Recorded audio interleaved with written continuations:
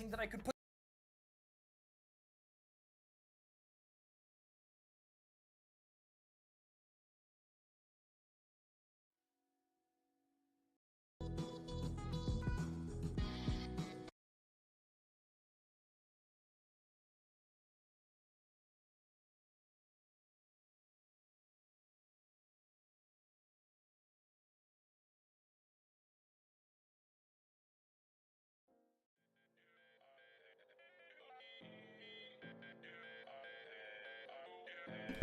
Okay, so I would love to be able to explain why that just happened. Um, I guess that part of the video that I was listening to got muted. I've been there. This is louder than it really needs to be. The things I do.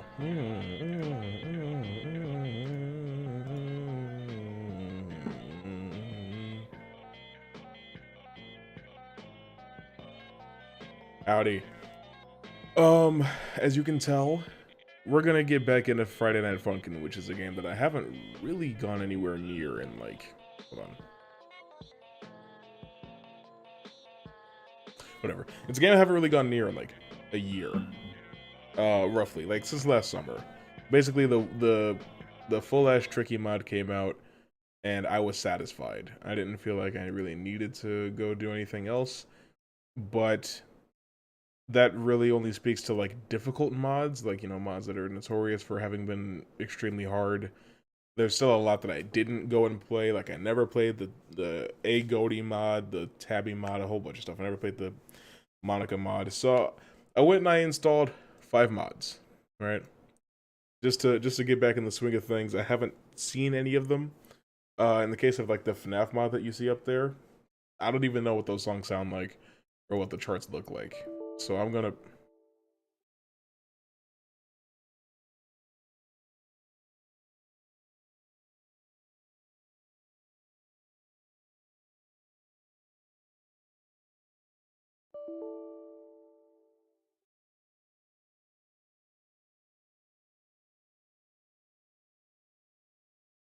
I tried all of these when I first installed them.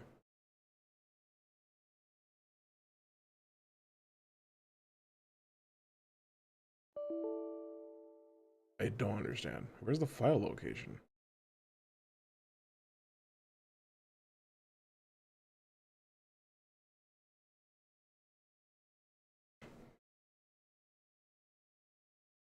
Let me see if I can get the boys in for some Uno or something. I'm so upset.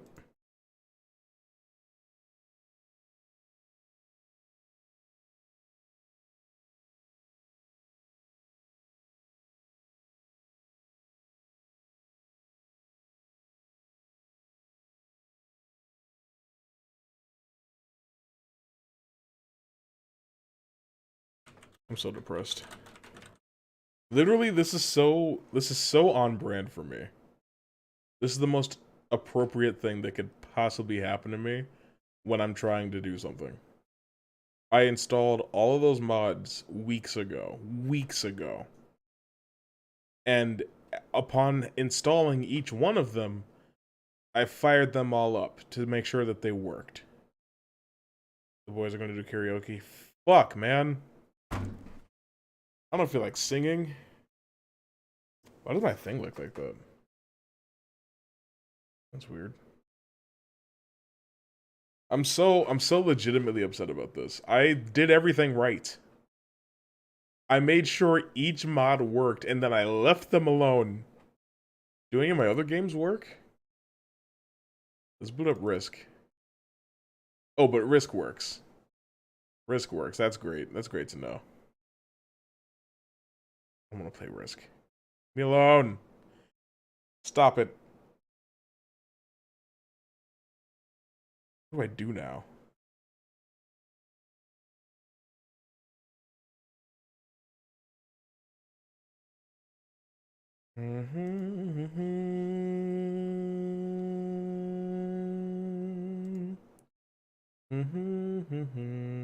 I guess I could play like Dragon Ball or something. Oh, it's good to know that Call of Duty Black Ops 3 is $20. Problem is you took the main file out of the original zip instead of creating a shortcut. See, I'd be rocking with you for that if it weren't for the fact that I tried each of those shortcuts after I created them.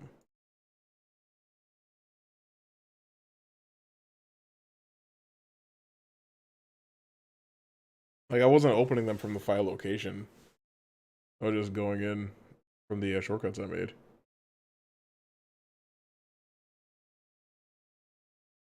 Where's this game? Stop. Firm.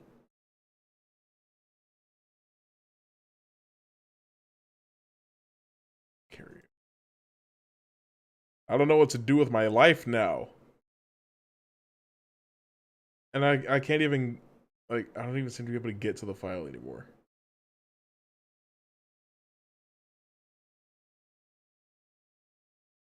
Oh boy. Well, those are all going in the trash. I guess I'm never playing Friday Night Funkin' again. It's like, I don't even care that much. I really don't care that much. I just wanted to come back and try to experience a couple of the things I missed on the first go around. Oh, I could play Portal. Let me reinstall Portal real quick.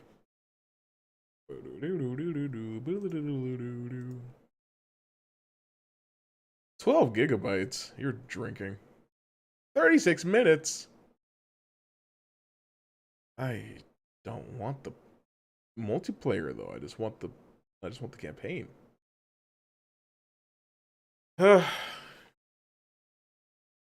What could I do? I could play Five Nights at Freddy's. I guess I can show you guys my Steam. I don't really care that much.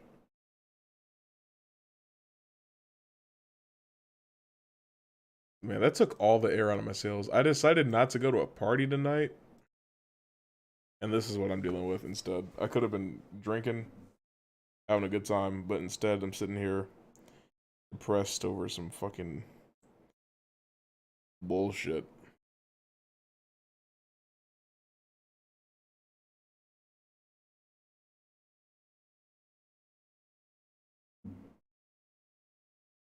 I've gotten 2 new phones since the last time I saw this person.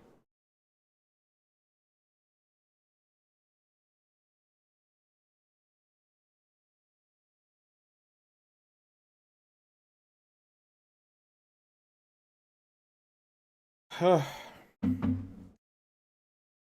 in 1,000 slices, bake it till golden brown. What do I have here? Hey, Naruto. That's what I'm gonna do. I'm gonna play Naruto and see what we can get popping online. I'm gonna have to play. I'm gonna have to play on this monitor though, which is not gonna be a great experience for me because it's further away from me. But this monitor right here that my hand is on top of, is from my job. They gave me this monitor. It kind of sucks, but it's also pretty big, so I like it. But it's bigger than this one, which is the one that used to be here, and then my smaller one that was here is on the floor now because I don't really want to use this one. I want to just use this one and this one because these are actually my monitors, and I'm just used to the way they look and how they feel and how I just am able to operate on them. But they also gave me like a specific little PC unit to use that only has certain ports, and I can't plug that monitor into this one without plugging into a bunch of other shit. Point is, I'm gonna have to play Naruto on this monitor, which is gonna make things kind of complicated. But give me 1 second, I'll get that set up.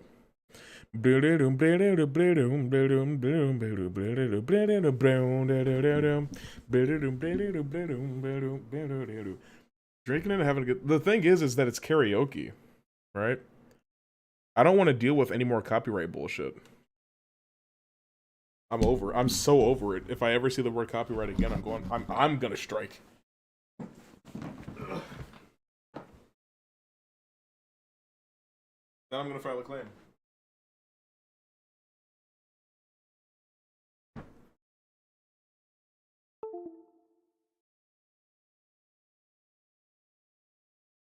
Your skin is freezing. Let me help.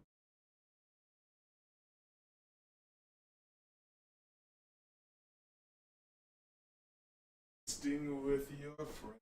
The perfect way to end all those lonely holidays. La la la la.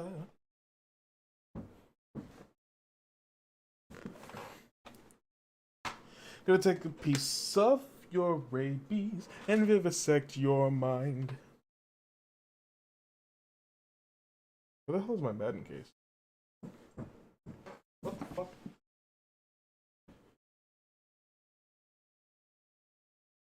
Hold up. Hey. Where are my things? Oh. Right in my face, that's where.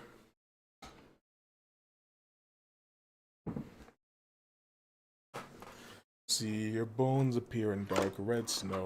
Drop further below. That's the wrong case. I'm having a great time remembering what to do with physical games.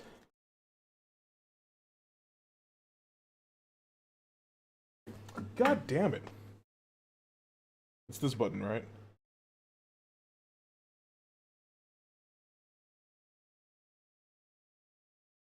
Nice.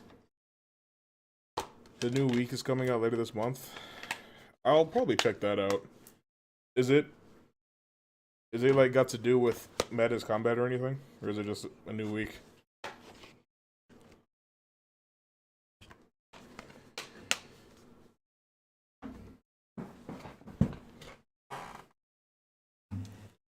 Boom, boom, boom, boom.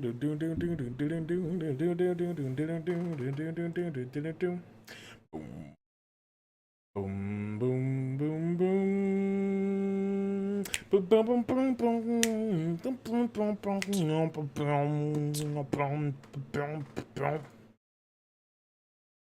All right.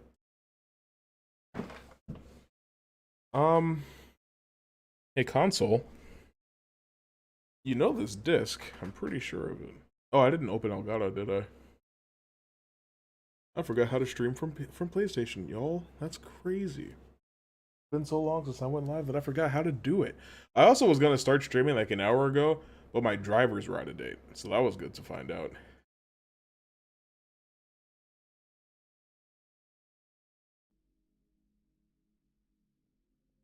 I didn't even know that there was any type of trailer for it.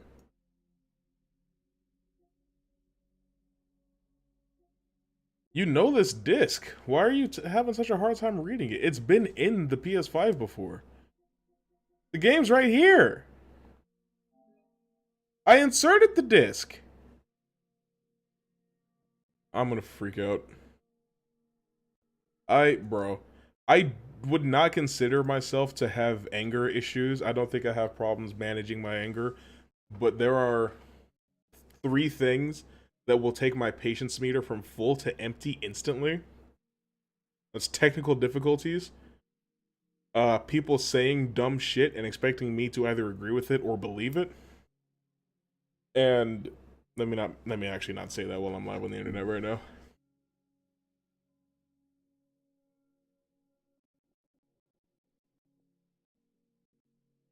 And the rain will kill us all. Throw ourselves against the wall. Oh, here's my new phone.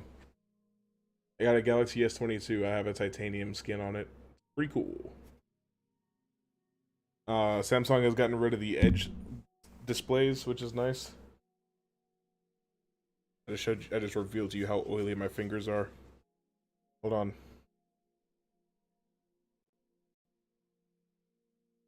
Boom!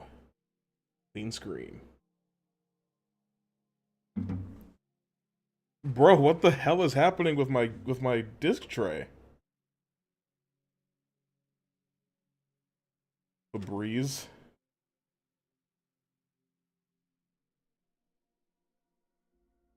There's no scratches. Does the disc look good to you guys? Just you can see my whole life now. I don't know how I feel about that. My bed? What the hell? Oh, like, what is that? What's that reflecting? I realized it's that side of the room. Also, anyway. Oh, now. Oh, I guess I have to change the stream information. I'm gonna be Hokage someday. The thing is, I'm gonna be busy pretty much all day tomorrow. So if I want to try those mods again, I'm gonna have to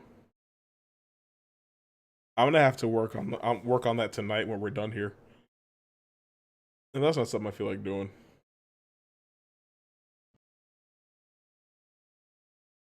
I love Elgato. You make great products.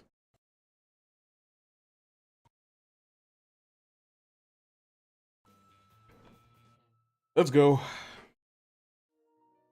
Also, this is going to be spoilers for anybody that, I guess, didn't watch the end of Naruto. So, that's what feels bad, Alex.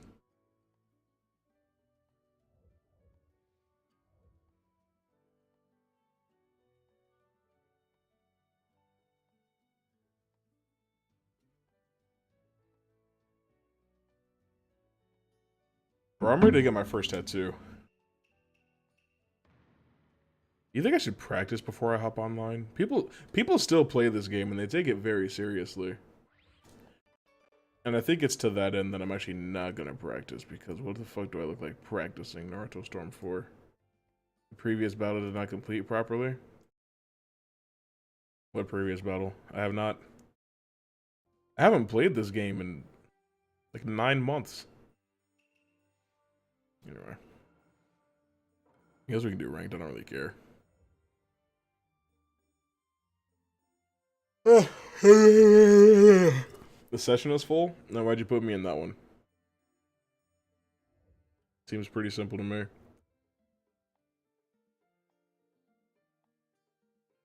Bro, orange juice? Fucking delicious.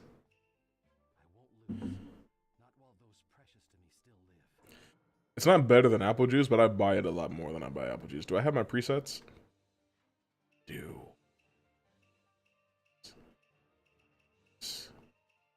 Well, you know me.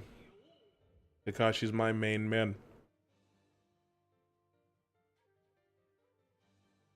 See, this just doesn't even feel right anymore. No, no, no, no, no, no, no. Bit of the doodle the doodle the doodle the bit of the doodle the da da bit of the doodle the doodle the doodle the da da da da. Fuck's sake. Hey! Hey! Nah. I'm just gonna take this down here.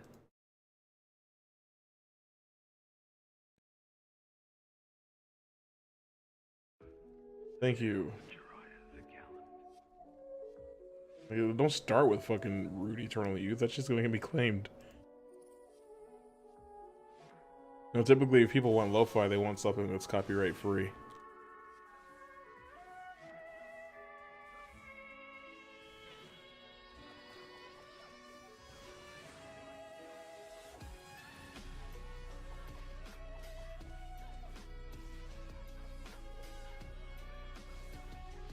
Alright.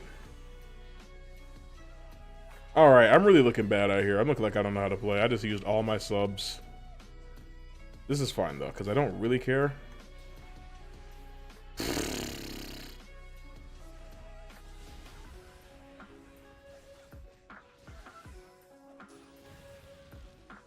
Yeah, okay, sure.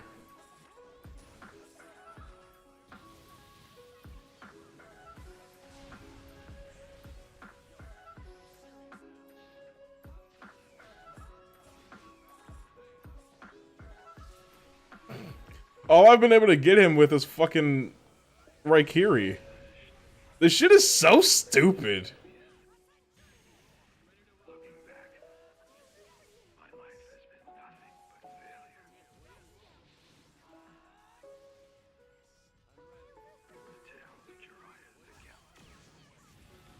Thanks.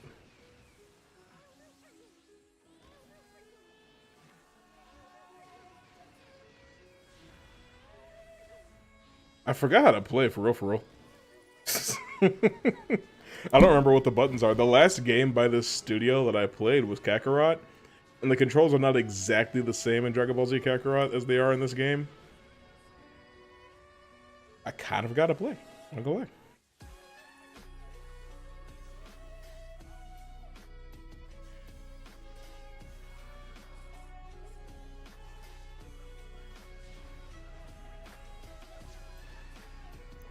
Not sure what happened.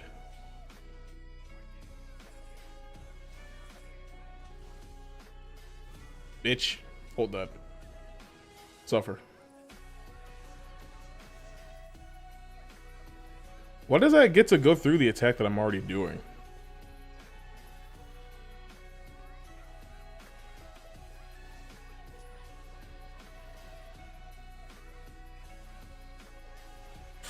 I can only get him with supports. How do you fucking backdash? I don't have the chakra for that apparently. That's rough. You ever hold back and go right? I love it. That's probably my favorite flavor, for real, for real.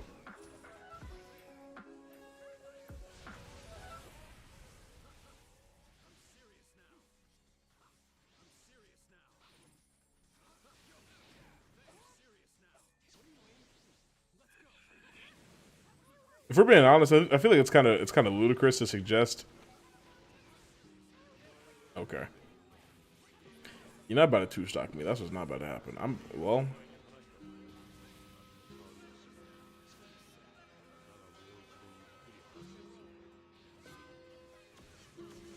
My intention.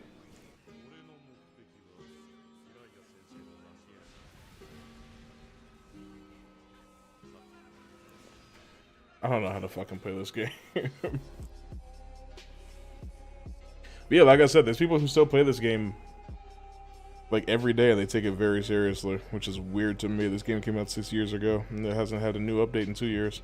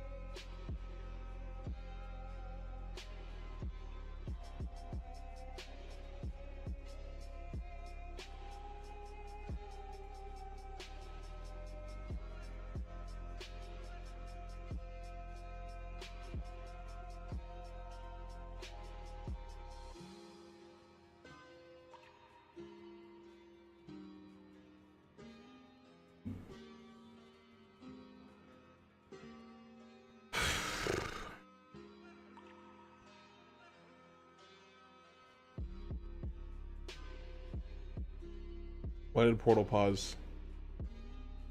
What the fuck happened?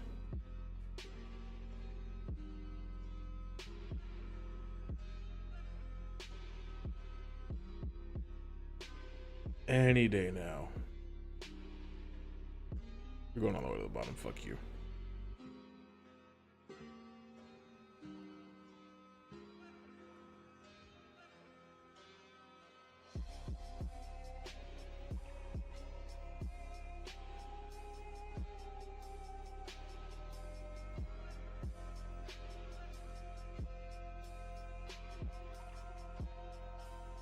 Sure.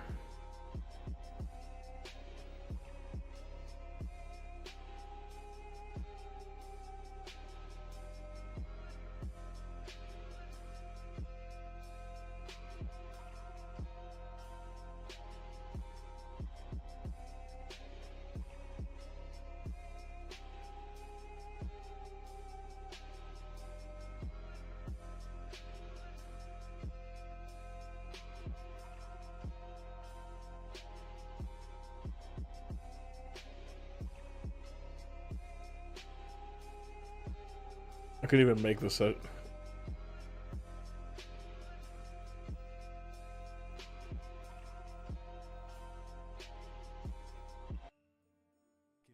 What the fuck is going on?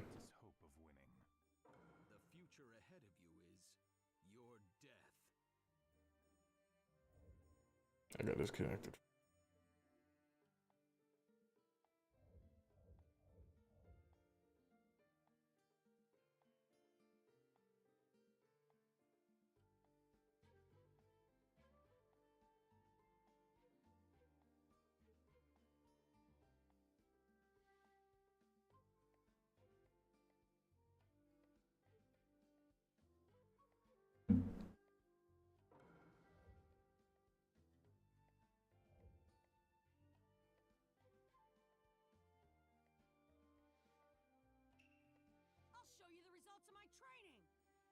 Future ahead of you is your death.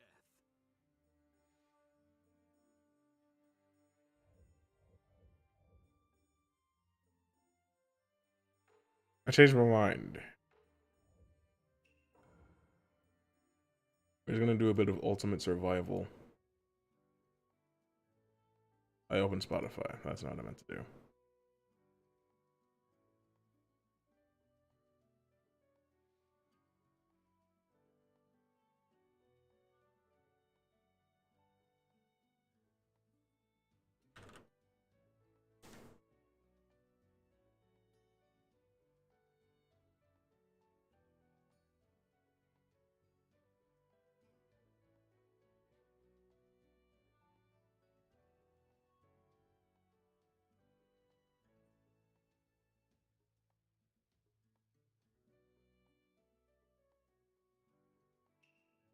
Oh,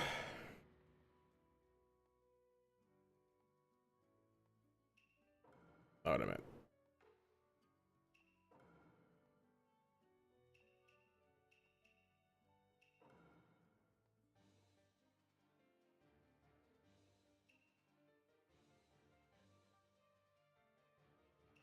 I guess we'll use Team 7 for the one time since I don't really remember how to play.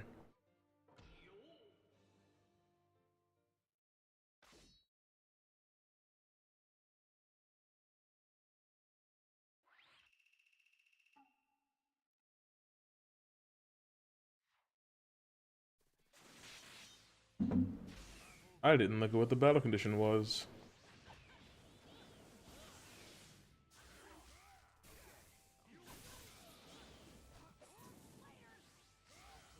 Not what I meant to do. I pressed triangle once, I'm pretty sure. There's different combos you can do and everything. I'm fumbling. I don't remember how to play this lame-ass game. I couldn't answer because I was getting my ass fucking handed By who? by one of the 93 fucking bosses in this game That doesn't tell me anything. in Elden Ring. That tells me the exact same amount. I know you're playing Elden Ring, Hunter. I see it. Oh, well, do you know any of the bosses? Have you played the game yet? No, but I've probably watched like 100 hours of content surrounding it. What's this fucking boss called? Margit the Fell Omen. No, it's one of the just random bosses you can meet out here, which it's interesting that this game has a lot of bosses, because that's kind of the best thing about Souls games, are the bosses. It's the most memorable shit. However, it's also the worst thing about this game, because the bosses beat your ass. From what I've seen, like Game looks after a while, a lot of them are just like the same bosses you've already fought. I also heard that, but I mean, I don't mind that. That sounds fun, anyways. You don't. A lot of them are optional. You don't have to do a whole lot to them, you know, or you don't have to do all of them. My boy Afro Senju's played it for like, I think he's got like 240 hours in it and hasn't even beaten it yet. He's just been fucking around. What build was he going for? He I know he had to get his intelligence up to get a certain weapon that he was trying to use, but I think it was like a dex stamp probably. He's out here dual wielding whips. I'm doing a spell sword, like a mage that uses a sword. That's fair. Because I thought about doing like just a straight up wizard mage. However, I found out that magic in this game is extremely OP, and I was just like, oh yeah, it's training wheels. Challenge. Yeah, I was like, I want some challenge, which sucks because I love magic, and I wish that wasn't the. I wish it wasn't OP. Like I wish they kind of like turned down the damage on it, or did something to where it wasn't so overpowered, and that's why I'm going with Spell Sword. So like I have to rely on the sword somewhat, but I'm also using magic too, you know? I will say, I feel like people shit on people who want to play mage a little bit too much. Like, it's in the game. Like, you don't have to feel bad about using it. It's just I love the whole idea of using magic and stuff. Like I like magic, but it sucks that it's so overpowered that it makes the game a little bit too easy. I knew I shouldn't have switched to Sakura's dumb, useless ass. You can't guard in this one? That's what the problem is. I missed. Because Sakura. Are you gonna get the game? Eventually, but Lego Star Wars just came out. Yeah. Have you been playing that? No. Ethan told me not to pre-order it, and then he's like, "Man, I've been playing Star Wars since it came out because I pre-ordered it, bro. This is the greatest game of all time. You should be playing." I'm like, "Ethan, shut the fuck up talking to me." I was thinking about getting it if it has actual multiplayer. Or I can co-op. stand with everyone again. Because I heard it has local co-op, which is not what I Nice. want. I want to play with you guys, not some fucking dude in my next bed or in my bedroom or some shit. But and it has remote play, so I haven't been able to find out if it's got a straight up answer like I can invite somebody on Steam to play. You know? You're gonna play it on PC? You and Ethan to do that shit. Just fucking plug a controller into it. No, I need PS5 games. I bought this hunk of plastic for $800. Wait for like actual PlayStation exclusive games. Fuck games that are also on PC. All I really have left to get as far as PlayStation exclusives are Demon's Souls and Returnal. I've gotten everything else. I mean, I'm sure it's got a few more years left in it. Well, just nothing's coming out right now. Yeah, you just gotta wait for either the rest of this year or next year. But I would say just keep it. Yeah! That's how you play this game. I'm a fucking mastermind, bitch. Come here, you puppet fucker. What game? Fucking puppets. Naruto Storm 4. Yeah. Oh! I'm getting my ass jumped, bro. God damn. I was gonna play Friday Night Funkin', but the mods I installed just didn't install correctly. I don't have buyer's remorse. I play this thing every day. I'm out here playing Gran Turismo on it mostly. But it's just like, I've had it for 9 months and I really only have like 8 games for it. I just want more games on it. GT, whatever the fuck this one is, looks really cool. However, I hate how greedy they were with this one. I don't care. I'm just driving around. Yeah, but they just made it extremely impossible just about to get like expensive cars unless you want to drop $50. I mean, I've bought Lambos. I've bought fucking Ford GTs. I've bought all types of shit in this game without having to spend any money. I just play it. Like, I guess everybody else has a different copy than I do. They're like, they scaled down how much money you make from the races. I'm like, it's the same as it was in GT Sport. And that's the same as it was in GT6. Like, I feel like people just got into Gran Turismo at 7 and started screaming. I'm like, and the only time it asks me if I wanna buy any in-game currency is when I'm in the fucking dashboard on the PlayStation, and I go over. If I go down, I can spend 99 cents. It's like, if I go all the way down here, yeah, I can spend 249 on 100,000 credits. It's like, what do I? It's not in my face at all. People are exaggerating to an absurd degree.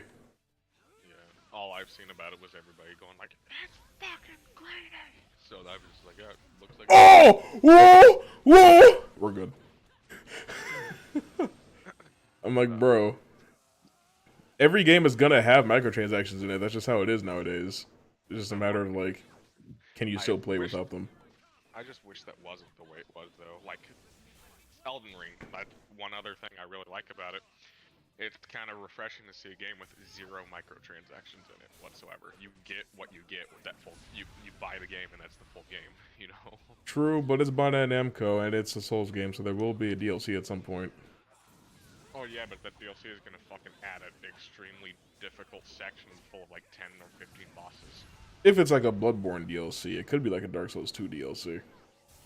And I'm so mad.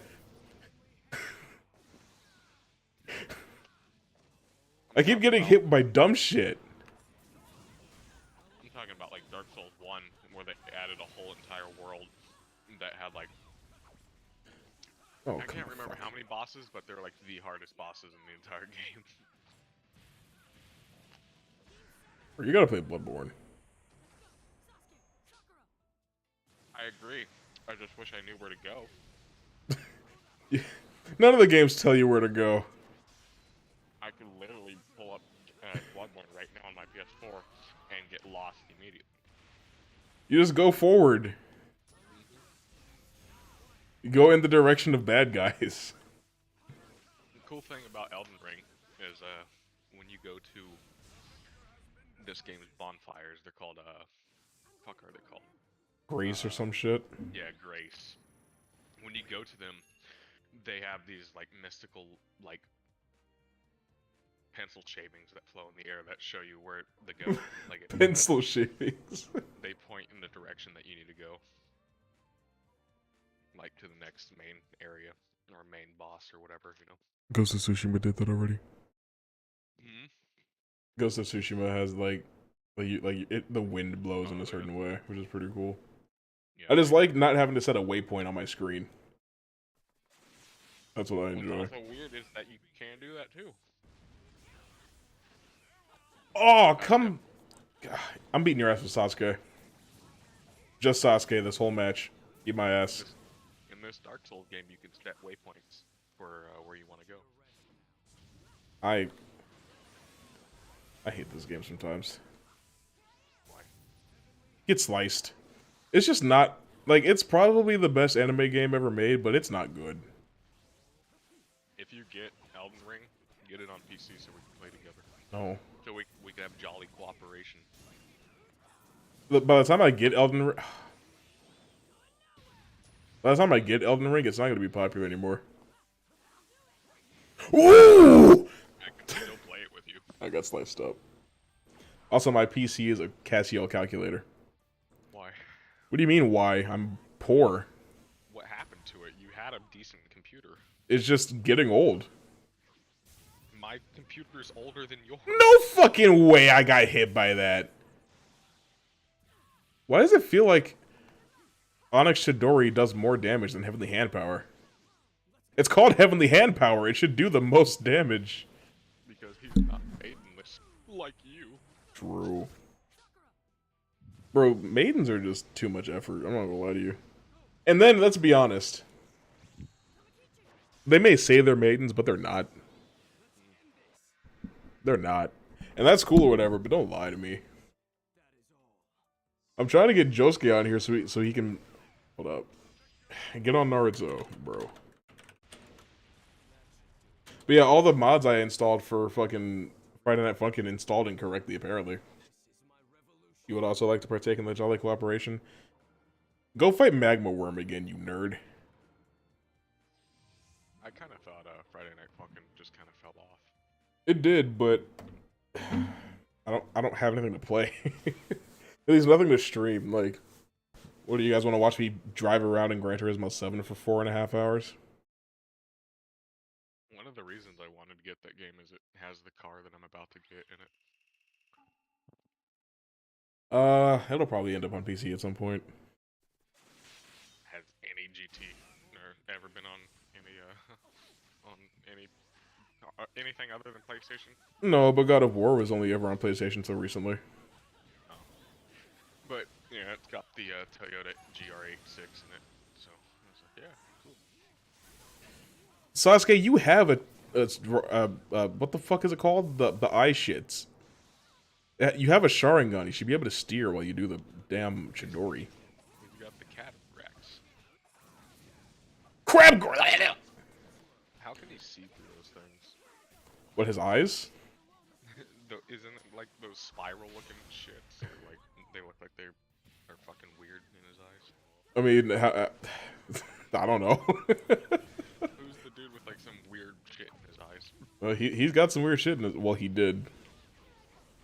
God damn, bro. There's so much shit on my screen. I'm fighting 3 of the 5 Kage, and this shit is just not to play.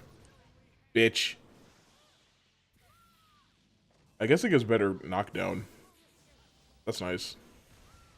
Anyway. I mean, I guess he sees the same way anybody in this godforsaken bullshit anime does. By the way, Naruto's not very good. I just want you to know that. You ever listen to Trash Taste? Sometimes. That's with,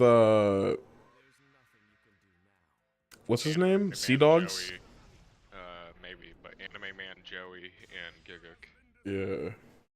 And Felix likes to watch them. PewDiePie be watching them and reacting to them sometimes. I'm like, why are you farming content off of other people, Felix? Yeah, You make more money than anybody on this platform. Should just go on the show. Like, literally, like, I'm sure they'd love to have you. He's collabed with I think, all of them at least once. But I've seen them do, like, their challenges where it's like, oh, you have to spend this much money on weeb shit while you're in Japan or whatever. Yeah. Both players will take big damage from support. That's good to know. Anyways, they were talking about how God damn. Demon Souls got like best animation, and they're like, you're a fool if you think that it doesn't deserve best animation. I was like, fuck you, it's awful. I think the animation is just okay.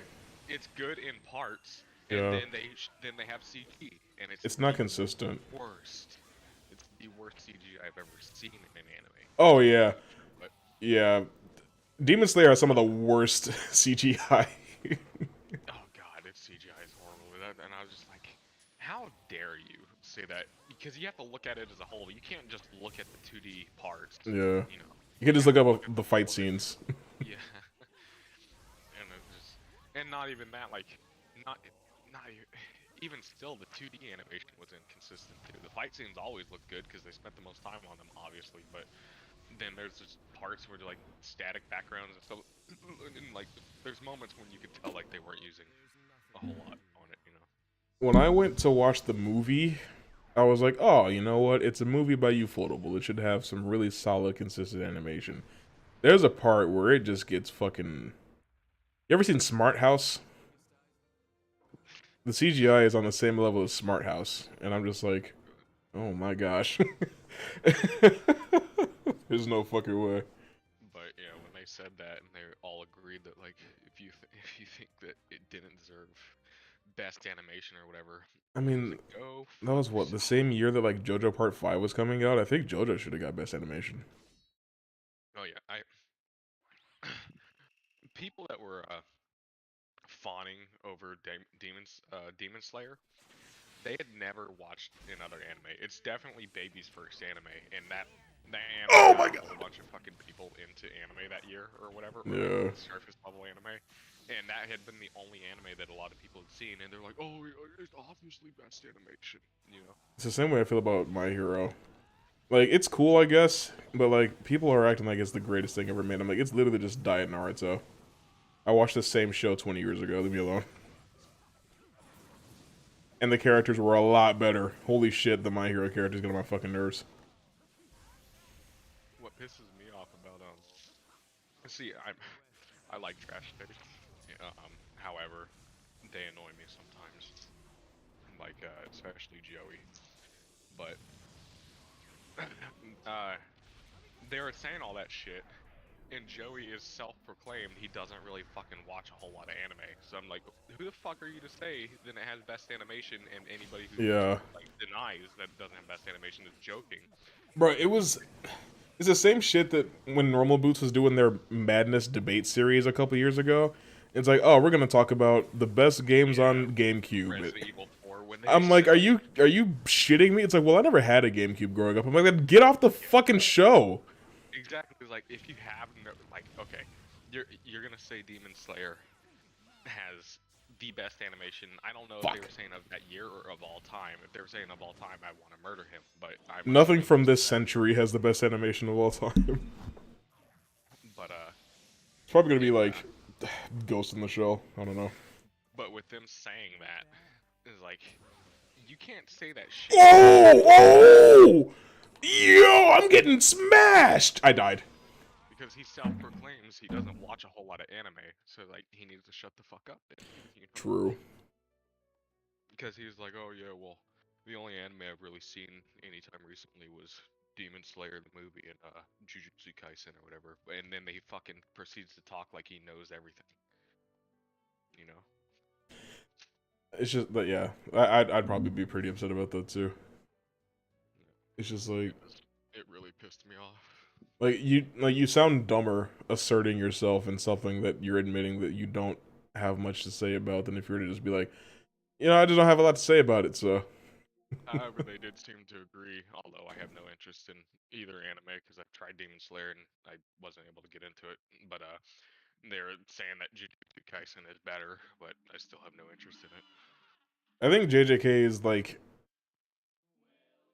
JJK is a lot like Bleach, I guess. Which I guess makes it a lot like Soul Eater as well. But it's like,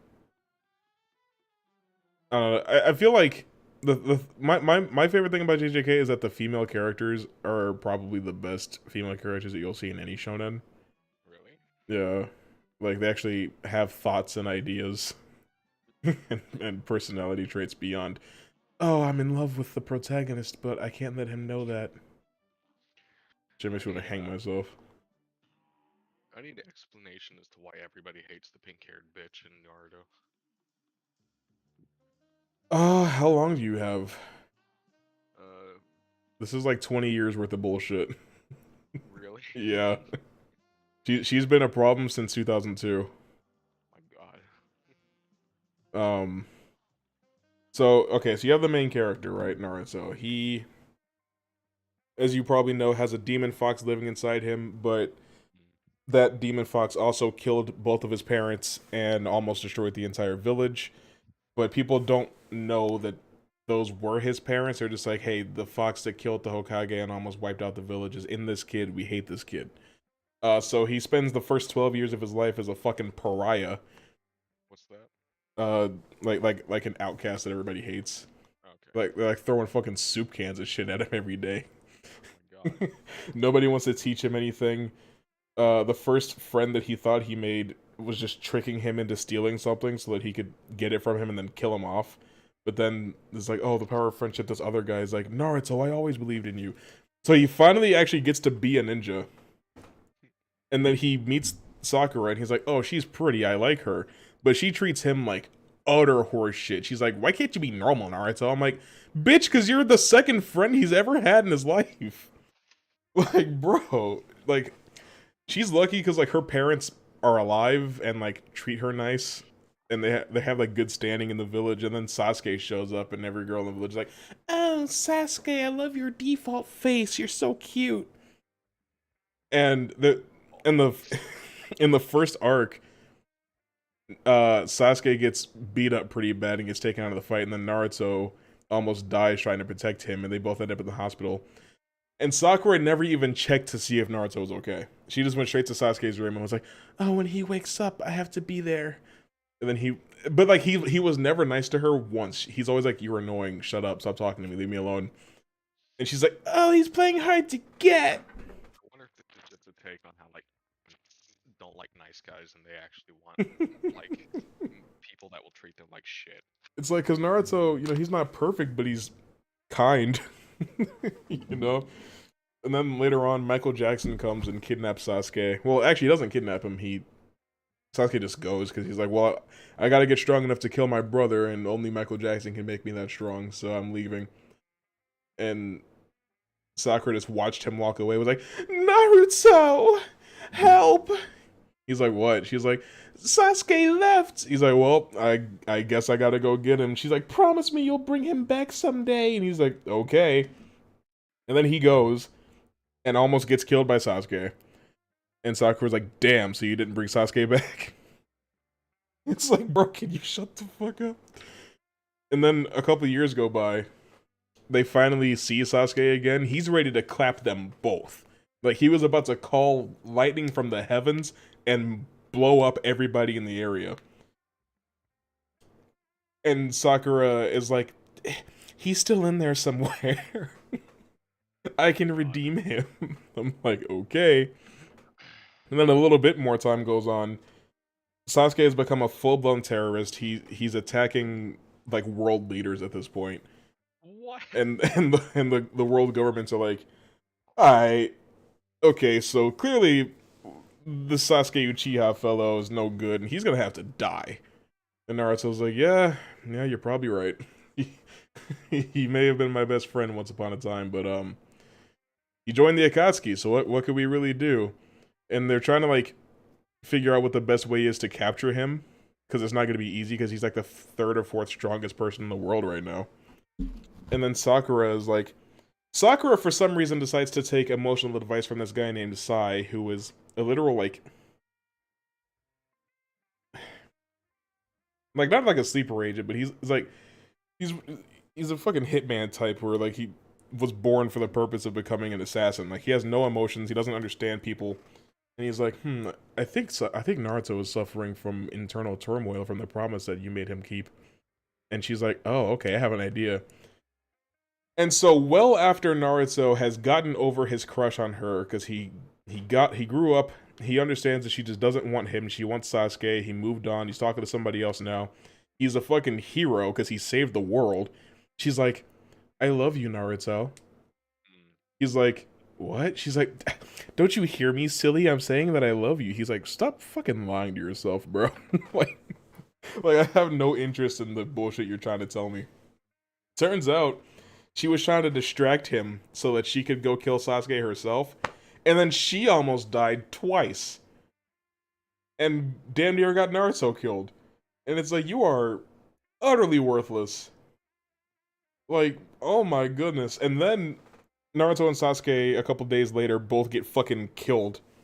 But then they get unkilled by the god of all ninja, and they get super hacks, bro. Like, they become reincarnations of the god of all ninja, and it's absurd. But then she's like, I finally caught up with those two. I'm like, in what? And if either of them slaps you, you die. I just want to understand. And then... if any of them slaps. And then after all that, after everything has happened, they finally saved the day. They put an end to the ninja war. Sasuke gets thrown in fucking prison for all of his crimes, and I'm like, yes. that is the only smart thing y'all have done with Sasuke in some years. But Sakura's like, I still love him. And so, of course, they get married because Sasuke blew his fucking chances with everybody else in the village by becoming a terrorist. And then he knocked her up and left. So, is she just straight up like that bitch that loved Charles Manson till the end? Pretty much. Oh my god. It's just like, bro. And it's funny because like she was there to witness what happened to another girl that told Sasuke she loved him. He actually tried to kill her, not like he attacked her and missed. He shot a beam of lightning through her chest and left her there. The only reason she lived is because she got medical treatment. It's like, bro, you can't expect this man to treat you any nicer than that. So Sasuke is just straight up not a good person, right? He's like a bad guy. Well, Don't you fucking tell me all that shit and then go back on it. He's a fucking bad guy. he started out as a good guy, became a bad guy, got his ass beat by Naruto, so he's good now. He became one of those anime characters that's like, well, I guess I can't beat you, so I have to just do what you say. That's so freaking stupid. Why not just keep him a bad guy? Bro, because what's crazy about it is that, like, he wasn't really bad. All he wanted to do was kill his brother to get revenge. But once he did that, because his brother wiped out their entire clan when he was a kid. Then why did he need to murder innocent people in the way? Because, okay, right?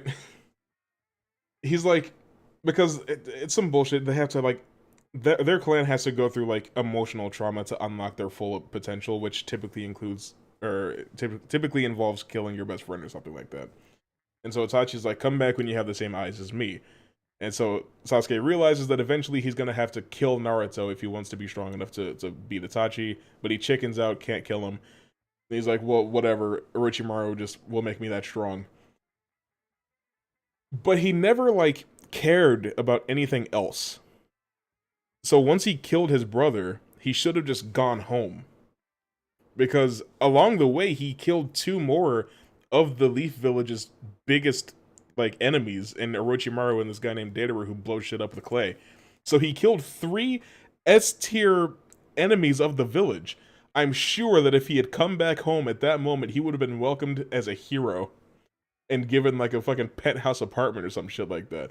But no, the author had to go and make Itachi a good guy because he realized that he likes him too much and was like, actually, the only reason that your brother killed your clan was because he was told to by the government because they were staging a coup that was going to wipe out a bunch of innocent people because your clan didn't like the way they were treated. So I ordered, like, so he was ordered to do what he did, and he never actually did anything bad, and he only pretended to be evil so that you could be. He pretended to be evil so that you could grow strong enough to defeat him, and with the power that you gain from defeating him, be able to stop Obito at some point. But there's a better option, because they have another power they can unlock. If they both get what's called a Mangekyo Sharingan by killing their best friends. If one of them takes their brother's Mangekyo Sharingan, they get an eternal Mangekyo Sharingan, which means they can use their Sharingan abilities as much as they want and never go blind. Because the thing is, once you get the Mangekyo, if you keep using it, you go blind. But they could have just swapped eyeballs with each other, both had an eternal Mangekyo Sharingan, and fought Obito together. Just jump his ass one day when he's not looking. And then boom, the show ends. Naruto doesn't even have to be involved. It's so, like, they did like, you could just tell that Kishimoto was doing everything in his power to keep Sasuke out of the Leaf Village for the rest of the story. Because he knows that the moment he goes home, Naruto and Sasuke have no reason to fight anymore. And he really needed the show to end with Naruto and Sasuke fighting again, but it's like, for what? It was like, oh, Sasuke was stronger than Naruto for most of the series, but there's also a certain point where Naruto pulled ahead and Sasuke never caught up. I forgot how to play this game. I ain't even gonna hold you up. Fuck. Have you watched the most recent video from Flash Gets? No. It's about Naruto. I have no interest. I guarantee you'll like it. Do it. No, I don't. I typically do not watch new Meat Canyon or Flash Kids videos. Why? Similar reasons. They just make me uncomfortable. It's not gonna make you uncomfortable. It's one of their least uncomfortable ones. There's also a chance it'll just make me feel really bad about myself as a Naruto fan. Damn, bro, why are you shooting all these fucking cherry bombs? It's about a retarded Naruto. That's all it is. So Naruto? Oh. Naruto's dumb as shit. Well, that's not true. He's just socially awkward. I guarantee you, it's one of their least uncomfortable ones. It's just funny.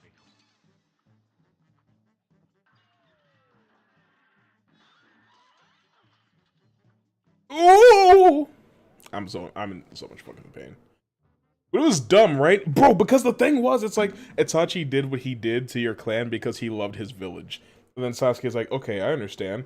So I'm gonna make my brother proud by destroying the fucking village like he would have wanted to. I'm like, were you listening? Like, that's when I realized, I was like, you have no idea what you want this character to be doing right now.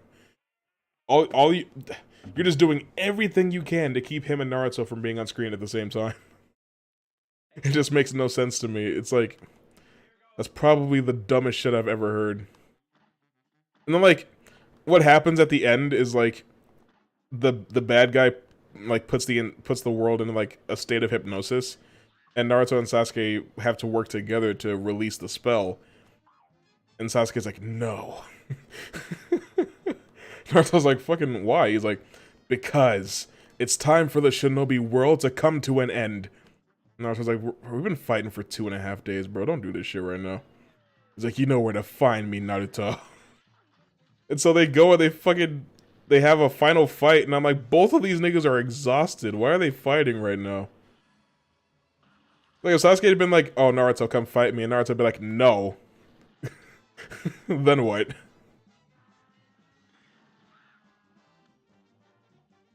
That's probably what I would have done.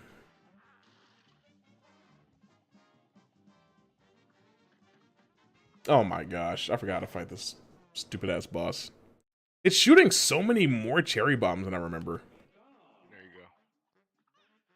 Have you sent me this Flash Kids video without my consent? Who's this person with the stupid ass bandana on his face? It's probably any character. 90% of them wear headbands. I see Naruto also has a headband. I didn't realize that. Look at the fucking picture. He has like gray, maybe very light purple hair with one covering it, or his bandana is like covering his eye. Oh, is that my favorite character, Kakashi? Hell yeah. Is that who it is? Yeah, that's my favorite anime character of all time. Is his freaking hair purple or gray? It's gray. I like Kakashi because he's the same as Obi-Wan. What, finds Naruto and trains him or something? It's like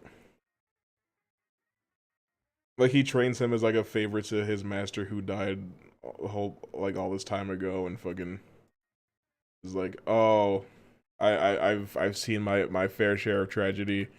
I made a mistake that led me to this, so I'm not gonna make that mistake again, type shit. Holy shit, Elgato, stop shitting yourself.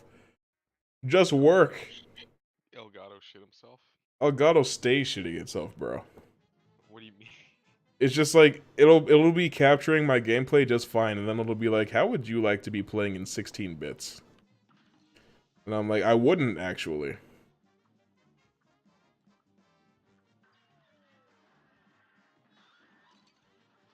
Well, that's not very good for me. That's not very good for me. Oh, I can just walk through that spring. I forgot about that.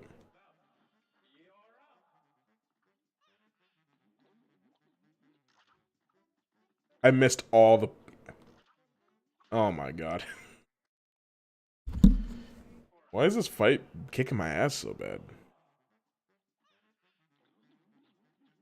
This is not a hard fight. This is not a hard fight. This is the easiest fight in World 3. What's going on?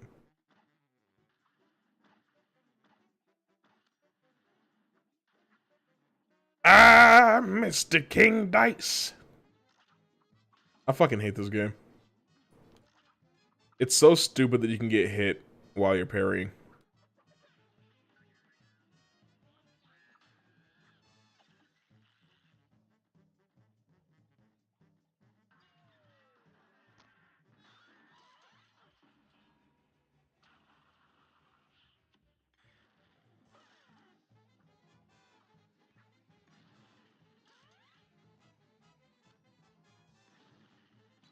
I did everything I could.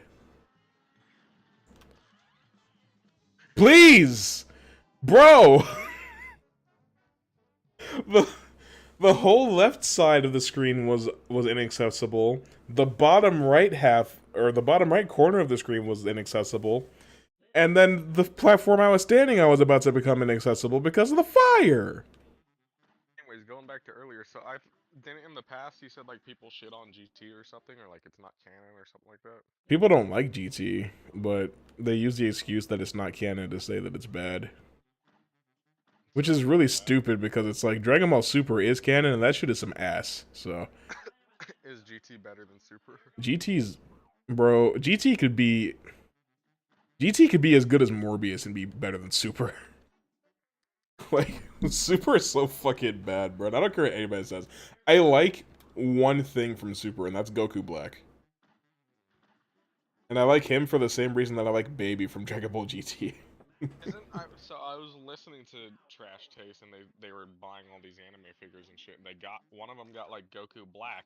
Is it just straight up a freaking different, like it's not even actually Goku, it's like a different universe Goku or some shit? It's hard to explain. Okay. So, okay. Have you ever heard of Beerus? Hold on a second. No, not really, but I have a phone call. Hold on.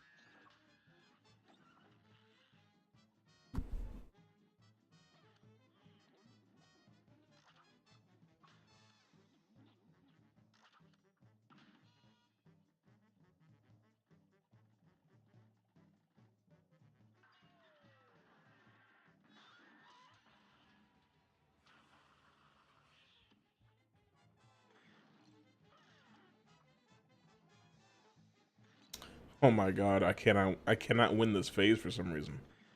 This phase is beating my ass.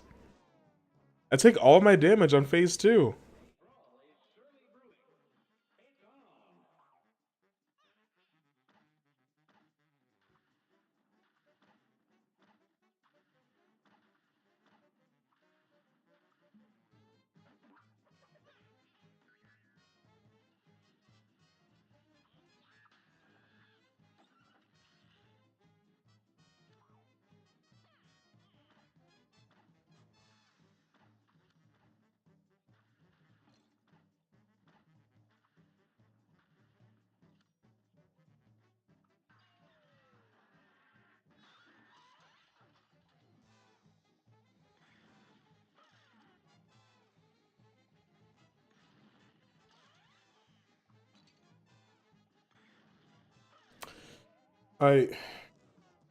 Holy shit.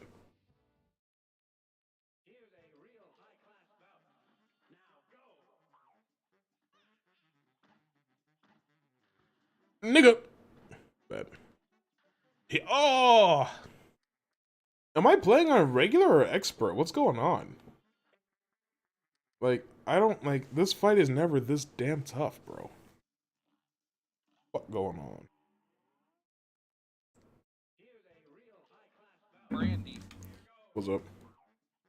I don't know, you were saying something about, Bufus. Alright, so in Dragon Ball, there are gods of destruction and there are gods of creation. The gods of destruction are called Hakaishin, the gods of creation are called Kaioshin. So as of Dragon Ball Super, there are 12 universes in Dragon Ball. Each universe having a Grand Kai, a Supreme Kai, and an Elder Kai. And the Supreme Kai is replaceable, maybe, and they train a new one every so often. I don't know. In Universe 10, there's this Kai in training named Zamasu, and he doesn't understand why like mortals are left to their own devices because they keep destroying each other and they need to be corralled for their own protection. And his mentor Goasu is like, no, because that's wrong. And he's like, but look at them, they're killing themselves. And it's like, well, that's their decision to make. And he's like, I don't fuck with that. So he, in the future, kills. Okay. I don't know what order to tell the story in. It doesn't make sense no matter how I do it. In the future, he kills his mentor, and then he gets the Super Dragon Balls, which are regular Dragon Balls but the size of planets, and actual regular Dragon Balls are actually made from pieces of the Super Dragon Balls that are chipped off by Namekians, I guess? I don't fucking know.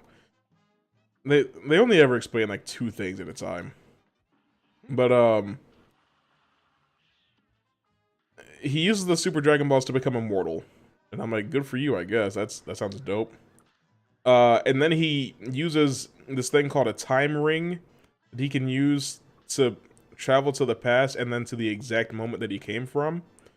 So he, of course, travels to the fucking future. And he actually goes to an alternate timeline and stops himself right before he kills Goasu. And is like, you, come with me. And so they go to the future because the Dragon Balls need a year to reset. So they go a year into the future and they use the Dragon Balls for that Zamasu to switch bodies with Goku. And he only wants to switch bodies with Goku because Goku, Beerus, and Whis went to Universe 10 to meet Zamasu because Beerus thought that Goku Black sounded familiar. And the reason that Beerus knows about Goku Black is because Goku Black is terrorizing Trunks' future. The same Trunks that came from the future to warn everybody about the androids and Cell. He gets his entire world wiped out. Gohan dies. Everybody dies. He has to come back to the past. He gets killed by Cell. He goes home, and then his world gets fucked up again because Goku Black showed up. And I'm like, Okay, sure. So Trunks goes back in time again.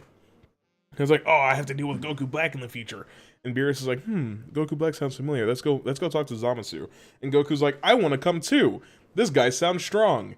And so Goku fights Zamasu and beats him, and that's why Zamasu gets the idea to steal Goku's body. And I'm like, I got a couple questions. Which came first, the chicken or the egg? Did Goku fight Zamasu because he sounded strong and then beat him, which inspired Zamasu to take Goku's body?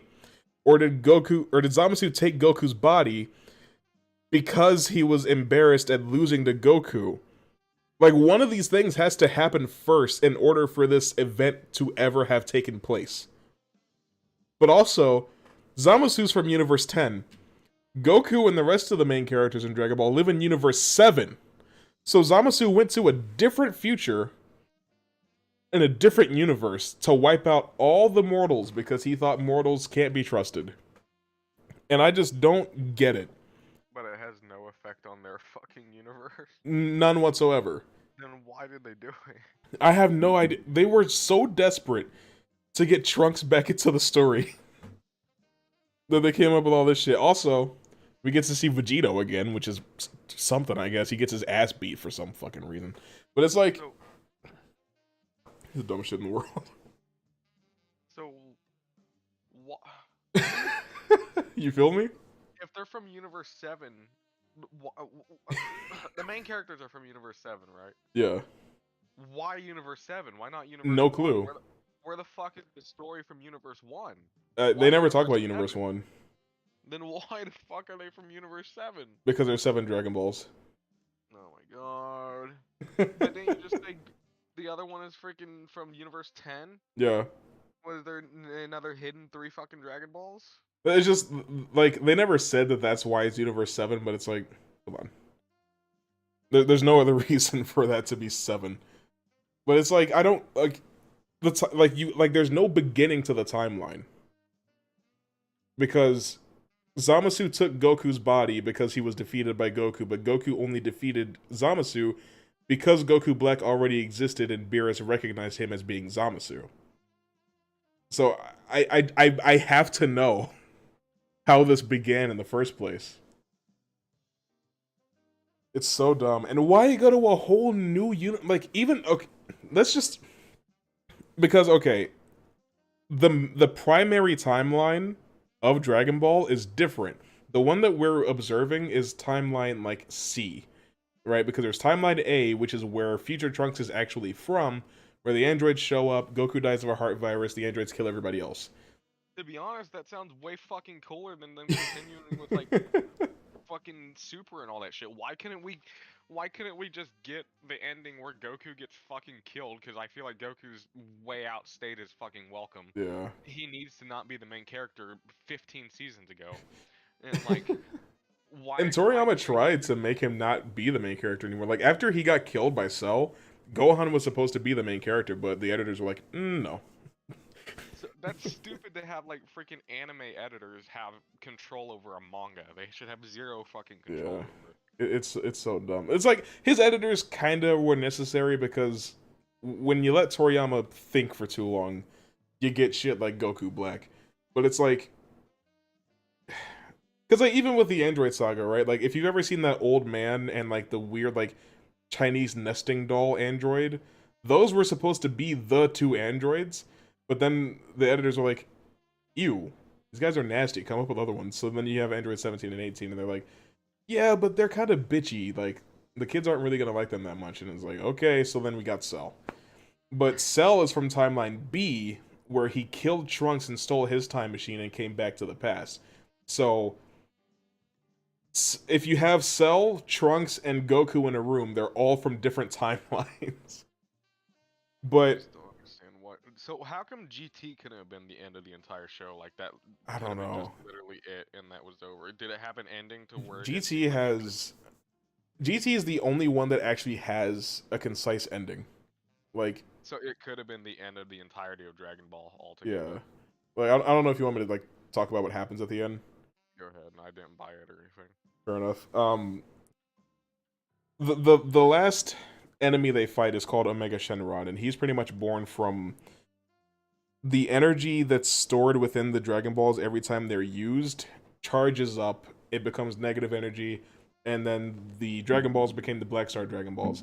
They didn't realize what that meant. They used them, and it pretty much started a 1 year timer. It's like, okay, in a year, the Dragon Balls are gonna fucking blow up and destroy the Earth. It's like, oh shit, I guess that's what we get for using Shenron for such frivolous shit all the time. So they beat Omega Shenron, but in doing so, Goku has to use this like the spirit bomb that pulls energy from the entire universe, and it basically killed him. Uh, so he goes around, he says his goodbyes to all his friends. He spars with Krillin one last time. He tells Gohan that he's proud of him. He goes to hell real quick and says goodbye to Piccolo, and then he gets on Shenron's body and he flies away. He just goes to heaven, and I'm like, we're good. That's all I need. Goku has given his life to protect the universe. He's done now. We're done. Story's over. So Goku essentially dies in GT. Yeah, he ascends to heaven. So why the hell couldn't that have just been the end of it? Like, fuck Toriyama and his manga, why couldn't that just be the end of Dragon Ball? I have no idea. Just fucking Toei, man. They're so greedy. And like, and if you watch or read Dragon Ball Super, it's like, it's so dumb. Because another advantage that GT has is that it's set after the actual end of Dragon Ball Z. Because after they defeat Buu, there's a 10-year time skip where there's a tournament. Goku meets Oob. He goes away to train him. A whole bunch of stuff. But everything that happens in GT is after that. Everything that happens in Dragon Ball Super is in between defeating Buu and that tournament. But the more shit they add, the less believable it is, because why would Goku not use Super Saiyan Blue in that tournament against Oob if he used it sparring against Krillin? It's like, we're gonna have to just get rid of that actual ending from Dragon Ball Z if we ever want things to ever make sense again. So why is GT, like, not canon if it takes place at the end of, like, all of this other shit? Why can it not be canon? It was never intended to be canon because Toriyama wasn't working on it, but he gave his blessing to Toei Animation to tell whatever story they wanted, so it's technically canon. That it's canon. Like, just because the original writer didn't work on it doesn't mean it's not canon. You've got multiple. So, okay. Just because fucking Spawn is in the 300s and, like, multiple writers have been working on it since the fucking beginning, are you telling me the, like, almost 280 of them that aren't written by Todd are not canon? You know? Like, even with Star Wars, it's like, you know, fucking Bad Batch isn't written by George Lucas, but it's canon. Like, I don't understand. But it's whatever. And then people want to act like Super's better because, like, I don't know what makes them think Super is better. Like, I guess it has better music. That's all I can really say. The animation looks horrible. The animation in Dragon Ball Super used to be so much worse than it is now. Like, whatever you've seen is probably the polished Blu-ray version of it. But, like, as it was airing, that was some of the worst bullshit I've ever seen in my life. Holy shit. It also doesn't help that the first 30 episodes of Dragon Ball Super are a recap of the last 2 movies that came out. I'm like, I saw the movies, bro. Like, I don't need a recap of what happened. How much of Dragon Ball is completely fucking worthless and is actually not necessary to watch? I would say you really only need to watch Dragon Ball and Z. What about GT to complete the story? I like GT. It's only like 60-something episodes, so it wouldn't take too long to watch. Only? Yeah. I thought it was like fucking 10. No. Well, I mean, Dragon Ball Super is like 131. What? Yeah. How long is Dragon Ball Z? If you watch Kai, which is how I recommend watching it, it's like 189. I feel like there's arcs that don't need to be watched. Well, that's the thing. It's like Dragon Ball Z with the filler was like 250-something episodes. Because, like as it was airing, and I didn't realize, but, like, there's a part when Goku's going to go train after he gets killed by, Piccolo, and then he falls off Snake Way and gets trapped in hell and gets hit on by this devil lady, and I'm like, what's going on? I didn't realize that was filler when I was a kid. I was like, oh. And like, there's filler in Dragon Ball that is cool, like when Goku and Piccolo had to learn how to drive. That's like one of my favorite episodes of the entire show, but you don't really need to watch it. Like, I really wish that just watch the abridged. I really wish I never lost my my VHS tapes that I had. I mean, I only had probably like 15 VHS tapes of Z, but it was like the Cell Saga and like I think I was missing a tape or two of the Boo shit or something maybe. And then trying to think what else there was. It because it was VHS tapes, it was mostly like kind of sometimes missing a tape or two of a saga or an arc, you know. But I would I had say like 15 VHS tapes. the easiest way to absorb the Dragon Ball story, if you don't feel like watching a total of what, like 400 episodes with Dragon Ball Z and GT, I think if you watch Dragon Ball, the original series, and you just watch like the Emperor Pilaf saga, the Demon King Piccolo saga, and the 20th martial arts tournament, I think all of that is like under 100 episodes. And it gives you everything that you need to know about Goku. At that point in his life, it shows you like him meeting Chi-Chi, him and Krillin becoming friends, when he first decides to become a like kind of a hero. Is, like, I really hate Goku as a character. I don't like him. Goku's a lot better as a kid when like the shit he's doing is cute. But like when he's like a 40-year-old man, he has the same mentality. It's like, okay. Yeah, it's just like he's stupid. Like it's just he's straight Yeah. up is stupid. Vegeta's a fucking joke. If you think Goku's stupid in Z, wait till you watch Dragon Ball Super. Because holy shit. If we're being honest, the dub has a lot to do with why Goku is seen the way he is. Both Ocean and Funimation kind of fucked up his character through the dub. Really? But Kai restores it enough, I think. How this character's supposed to be not retarded? He's... The thing about Goku is that he has brain damage, you know? Like, he fucking fell 50 feet to his head when he was an infant. And that's why he's not evil. But... So he's supposed to be evil. Yeah, all Saiyans are... Well, they're not all evil, but he was sent to Earth to conquer it. But he forgot after he took a donk on his forehead. So you'll have to forgive him to a certain extent, but the thing about him is that he's void of evil, right? His heart is pure in a certain manner of speaking. Like, he's good enough to ride the flying Nimbus, but he's not a hero, which is something that he says multiple times throughout the story, so I don't know why people act like he's a fucking hero when he says he's not. But all he really cares about is training and improving himself and like testing himself against other people. So he's a narcissist? Yeah, and that his ego, which was later retconned to be his Saiyan pride, has gotten himself and his friends killed multiple times. It's put the entire Earth and the universe in danger multiple times. It's put the multiverse in danger a couple times. He is incredibly stupid, but you're supposed to like be able to forgive that because he cares about his friends and his family, and he loves his kids. But it's like, I mean, like, he's a good like inspiration for people that are like working out to continue to get stronger and stuff like that. But I don't really think he's a character you need to be like learning anything from. The idea of their universe, like Goku failed, he couldn't protect the universe, he fucking dies, it gets taken over and everybody fucking dies, and then it's left to like Trunks and Android or whoever in the fucking future. And that sounds way cooler than them fucking around asking Shenron for shampoo once in a while or some shit. Trunks is so dope too. We get to see that. There's a TV special called The History of Trunks that shows that timeline. And then like it ends with him going to the past, and it continues from the beginning of the Android saga.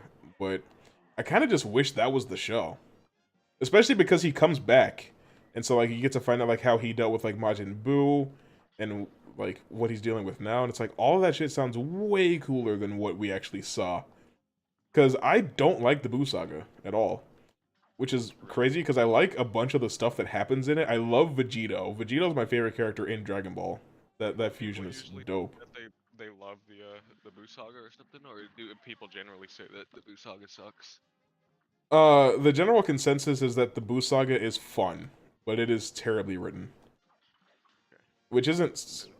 I feel like that's a pretty impressive statement because Dragon Ball Z is not particularly the best written anime you'll ever see. Okay, because generally I hear people say like, "Oh, freaking Kid Buu or whatever, he's cool" or some shit. Yeah, people like Buu, and I think Buu is better in his Majin state. I don't really like Kid Buu.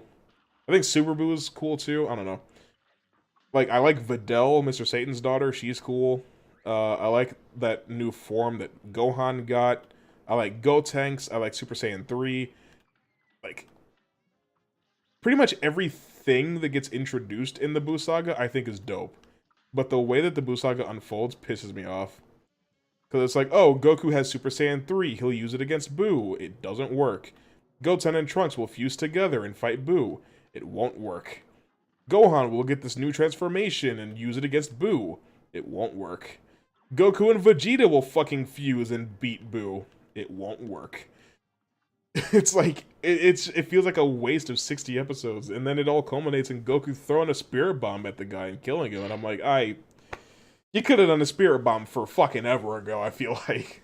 There's some stuff that sometimes interests me about Dragon Ball, but then I hear about the fucking writing being dog shit because literally the writing is just made to extend the story as long as fucking possible rather than just telling a concise story from beginning to end and finishing up your story. It has a lot of shit to extend that fucking story into other series, you know? I would say, as much as I love Trunks and Cell and Android 18, the show should have ended after they killed Frieza. Well, they didn't even kill Frieza, but like after they fought Frieza. Because Frieza's the one that destroyed the planet that Goku's from. Frieza's the reason all of this stuff happened in the first place. I feel like you beat him, you end the story, but, you know, that's just me. Was Frieza after Cell or before? Frieza is right before Cell. Okay, because I actually do like Cell. I thought he was pretty cool. Yeah, Cell's my favorite villain in the Dragon Ball franchise. I love him. It sucks that there's not a lot of merch of him. And, like, he's kind of overlooked. Which is weird to me because, like, I feel like one of the reasons that Cell is underrated, in my opinion, is that he's, like, the anti-Goku. Like, everything he does is because he's like, I want to prove to myself that I'm the greatest of all time. I'll hold a tournament, and if anyone can beat me, then sure, they get to live. But if I'm the strongest, then I'll destroy their planet. And so him and Goku got attached to each other very quickly. Because they have the exact same personality. Which is probably because he's like 10% Goku DNA. But I don't know, I just think he's super cool. And like he doesn't even feel like a Trunks villain, even though like he killed Trunks at the beginning of his own story. And then he kills Trunks again. After he killed Goku, he came back and just shot a beam and it hit Trunks. He's like, "Oh shit, guess I killed Trunks again." Does fucking Cell die? Yeah, and unfortunately, he is the only main villain from Dragon Ball Z who has not come back as a main character. Frieza, Vegeta, and Buu are all main characters, but Cell isn't. I'm so upset. I want to say, to be honest, that makes it better because then he's the only one that's ever actually stayed a fucking villain. True. Like, I feel like that's a little bit of a cop-out to just turn all of your villains back into main character good guys. Like, they just completely renounced their main ideals. Like, it kind of frustrates me because the last arc that's shown in the Dragon Ball Super anime is a multiversal tournament with like 10 warriors from every universe duking it out to determine which universe gets to live. And it's like they had Master Roshi and Krillin and Tien in that tournament. And then they went to Hell and got Frieza. And I'm like, I also have an idea. Get fucking Cell. Because Cell, if you bring him back and tell him, hey, there's a tournament coming up, he'll stop you and be like, I'm in. Of course he'll want to be in the fucking tournament of power.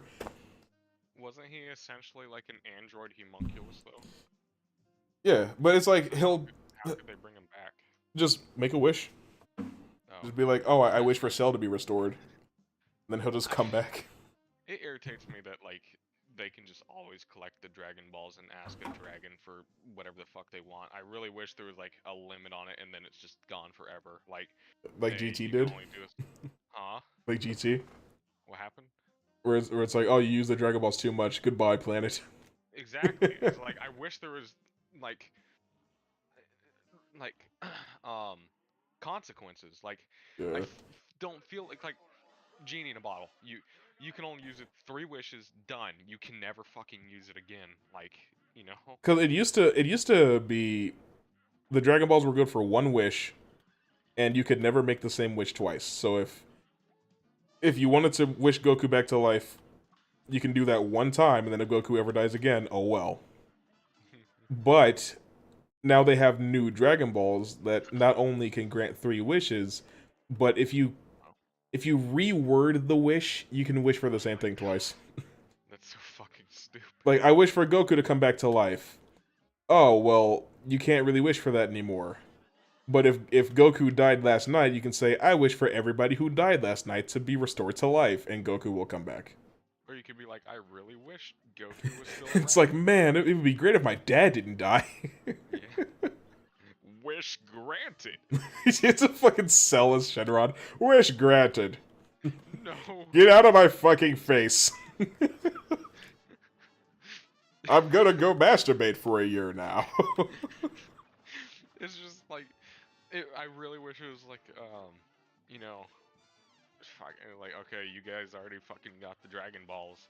If you do this shit again, there will be extreme fucking consequences, which you do not know what they will be, but you will not like them, you know? You just Like, they do it again, well, you want your friend to come back, you have to lose somebody that is extremely fucking dear to you, and so, like, okay, he fucking resurrects some dude, Gohan fucking dies, or whatever his name is. You know?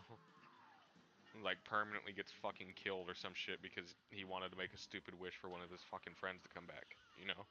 it's like, oh, you want your dad back? Well, your mom has to die instead. Hold Yeah, that. exactly. Fucking, he resurrects somebody. Well, fucking Chi-Chi fucking dies in permanent. You can't bring her back. You know. It's like, wait, can I reconsider? It's like, nope, wish has been granted. That's rough. It's just like, without any consequences, it feels a little bit empty. Because Goku has died 3 times, but he's only been wished back to life once. And so it's just even more fascinating that they were able to find 2 other ways for him to come back to life without the Dragon Balls, and they both felt cheap as shit. Like how I was talking about, like, there being different Kais in every universe. The Elder Kai, who was trapped in a sword for 10,000 years because Beerus put him there because he wouldn't stop talking. He becomes a Z sword. They train Gohan with it. They think they're gonna use a Z sword to defeat Buu, but Goku breaks it because he's fucking stupid. And the Elder Kai comes out. He's like, "Oh, I need to get back to Earth so I can save my friends, but my 24-hour life visa is up. I'm dead again." And then the Elder Kai is like, "Oh, I'll just give you my life." And Goku's like, "Really?" He's like, "Yeah." And so he does it, drops dead, and then just gets right back up. But he has a halo now. I'm like, I don't even care, bro. Get on with it. Like, just go do whatever you're trying to set up for, because this shit is stupid. Like, they were doing all that just to have Goku be alive again, when he didn't need to be alive again. He could have just taken his soul-ass body back to Earth like he did the first time. But no. Because it's weird because, like heaven and hell are just places that you can just go. Like Goku could just go and train with the god that taught him the Kaioken whenever he wants. Doesn't have to die again. What was the place with like the extremely racist depiction of a fucking black person? Oh, Kami's Lookout with Mr. Popo. I love him. He's a genie. Why? He's so fucking racist looking. Yeah, but I never cared. I'm not gonna just start caring. Well, yeah, I mean, like, it would be a lot better if people just didn't fucking care. It's very weird that he's the most racist fucking Oh yeah. depiction of black guy. Because like back in the day when they were showing it on Toonzai for kids, they made him blue to make him less offensive, which was just distracting. I'm like, this isn't less offensive. I'm just my eyes are offended now.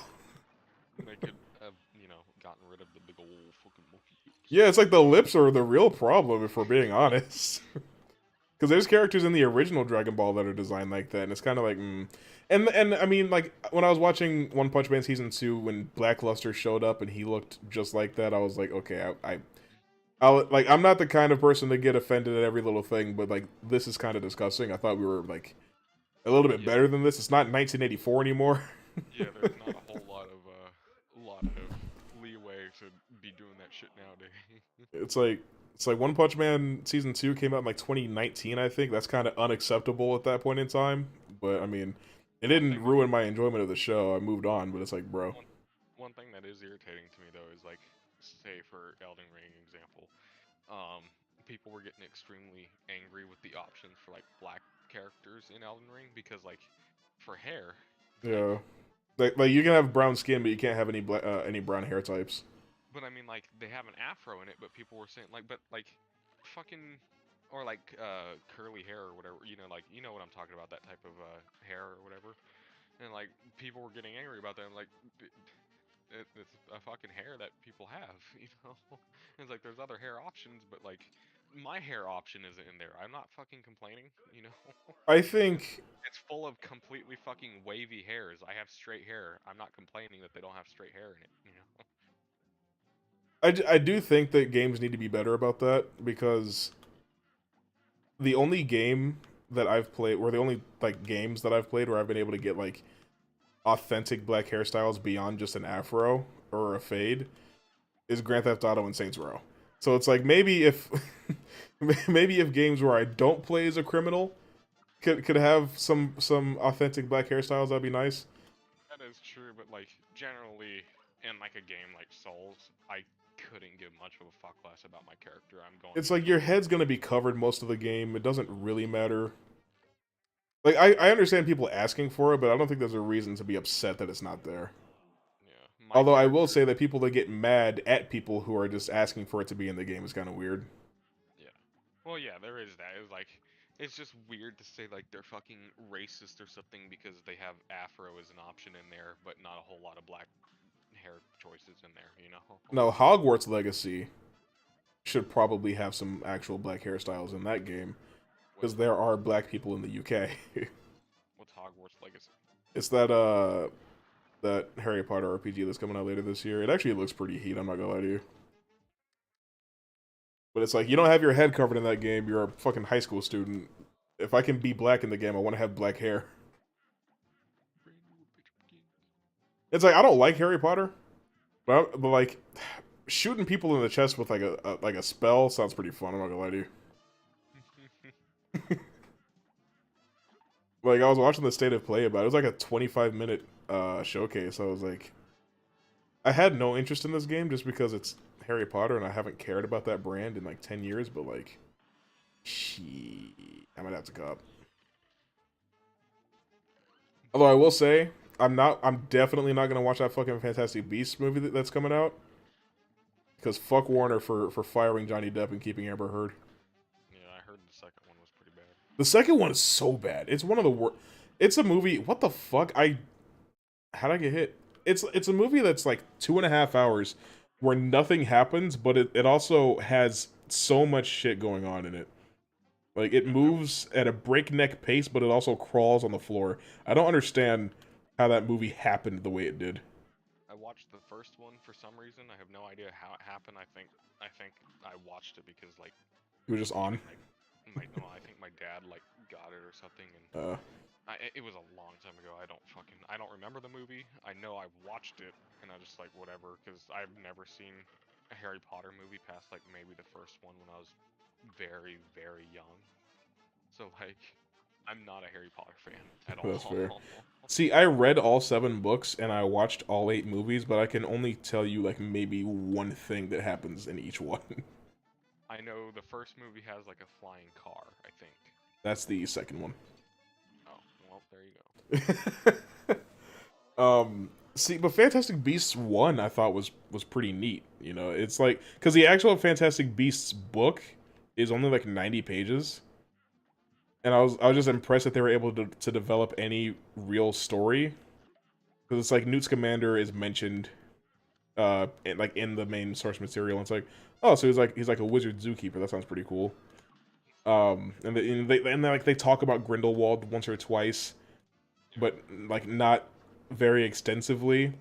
But then they want me to believe that this fucking wizard zookeeper has the power to stop one of the most evil wizards who ever lived. I'm like, you mean to tell me that this guy who just has a fucking like dolphin in his locker is gonna be powerful enough to stop somebody who's like Voldemort level? Maybe even stronger? No fucking way. And also, how do you take a 90-page book and turn it into 5 movies? They want to make 2 more after this one that just came out. I'm like, you're drinking. You're fucking like when I was watching the first one and like it turns out that Colin Farrell was Johnny Depp the whole time. I'm like, okay, all right, that's enough. Um, have you seen that anime, Dota Hey Dota on Netflix? I have not, but it's on my list because it's It by is. Mappa. It is extremely fucking good. I want to watch it because big lady. Oh yeah, Noi, she's great. She is hot. But besides that, it is extremely good. Fuck. Like, I, you know how much I Come hate. on. You know how much I hate CGI, right? CGI animation. Yeah. This is the best CGI animation I've ever seen. Like, it, they do it in a way where if these CGI models and stuff were not moving, it straight up looks like 2D animation. Like if they look or if they don't move, it looks like 2D. When they move, you can tell it's CG. However, it's done in a way that still looks like 2D, if that makes sense, and it's Definitely. extremely well done. You know? Well, if you like that animation, then it it would it would benefit you to know that that same studio has been animating Jujutsu Kaisen. Really? Yeah. Is Jujutsu Kaisen in CG as well? Uh, sometimes the backgrounds are 3D and like some of the fight scenes, but overall, I think they just have a lot of budget for that show and they don't have to use CGI very often. But yeah, like I liked it so much that I went and bought the manga for Dota Hey Dota. And Nice. I went only bought 3 volumes. There's like 23 of them, but I liked it enough that I mean, that was still what like fucking like $36. it was 43, Yeah. which was ridiculous. Fucking manga is so expensive. Yeah. Well, I mean, yeah, but like compared to like comic books or like graphic novels, I guess is when they're like in a big thick book. Not really, you know. Like a manga is 13 bucks each, and like a graphic novel is like closer to 30 bucks, you know. True. But like, you only have to You buy oh, one Watchmen. You know, like. oh yeah, there is that. That is true. I'm talking about well, but that's a rare case though. There's not a whole lot of Watchmen out there. There's like, you know, you get a graphic novel of Captain America and you have 500 other fucking graphic novels, you know. True. And then crossover events where you have to get a different fucking character's graphic novel Yeah. to find out the rest of the story of that. And then like It's also it's nice just because manga ends at some point. that is true. Like yeah, it's just a never-ending chain with graphic novels. Whereas like manga, I like that like there is no confusion. You don't have to buy a different fucking manga to finish a one little spin-off arc in the manga. Like you buy volume 1 and it ends at volume whatever, you know. I just realized how long I've been fighting this fucking train. But I extremely recommend Woo! Dota.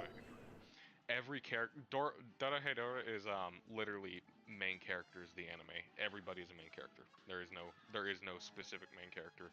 You've got protagonists and antagonists, but the protagonists aren't good guys really, Fuck. and the antagonists aren't necessarily bad guys.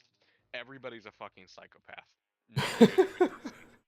Literally nobody is a good person. They're all fucking horrible people. So it's Friends. No, Dan, no, Dan, not Dan, Dan, Dan. Not as bad as the main characters in Friends. no. See, the thing about the characters in Dora Hedora, they're all likable. Ah, that's Every very character, important. yeah, every character in Dora Hedora is a very likable character. What else has My Mappa been doing? my favorite character being Shin. Look him up so you know who I'm talking about. They also did God of High School, but I do not recommend God of High School. It's very not good. It's I can't say that. I only watched 4 episodes before I backed out, but then again, there were only 12 episodes that came out, so I feel like 4 is a pretty good sample size. And I don't believe in watching 95 episodes of a show I don't like. Man, I got some old gunplay I need to make one of these days. Shin is kind of big, huh? Dude, he's awesome. He's so fucking cool. Is every character in this show just massive? Uh, not really, but like the cool ones are. Nice. Like Shin, dude, he's a sorcerer, but he generally prefers not to use his magic. He prefers to just literally fucking kill people with a clawed hammer. See, I can respect that. Like he feels like using his sorcery is like bullying because his magic is really fucking powerful. He's But just, he just it wants, literally he's taking mercy on the people he's killing. oh he just likes having a challenge. So That's like fair. he has a freaking hammer with a claw on it, and like he just prefers to just literally just fucking impale people's brains with the fucking hammer, and like just he's extremely violent. He's really cool though.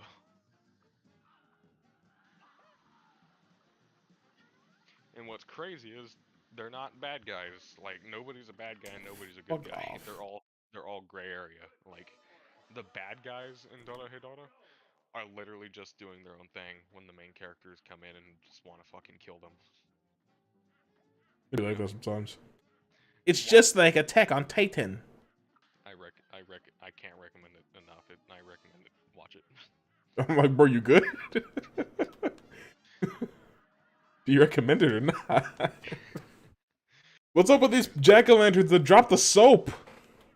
Anyways, I was able to get Elden Ring recently because I sold an anime figure and have some disposable income. How dare you sell an anime figure? It was from a freaking series. Well, I got it because of a video game, but it was from a series that I have long since kind of fell off and not cared about in years, and it was a figure I never opened in a box. Like I never had a place for it, and then by the time I had a place for it, I just kind of stopped caring about the series. It's from That's fair. Danganronpa, if you know what that is. Danganronpa. Man, that's what the Grumps are playing. Yeah, it was. I used to hear a lot about it in high school. Yeah, and like I was a teenager when I liked it, and then I got the figure, and then I just like kind of fell off of it. I was just like, yeah, whatever. It wasn't as good as I thought it was nowadays, you know. It's like that sometimes. So I sold it for 175. Got me a little bit of money. I'm selling another figure too, but I have not had any takers on it yet. And this one I'm trying to at least get 280 out of. See, I don't have anything in my collection I feel like I could sell for that much. As long as Maybe... you never opened it, you'd be able to. Oh, that's true, huh? But I mean, if it's loose, you can, but drop like about 100 off of it if it was a multiple $100 thing. You know? Yeah.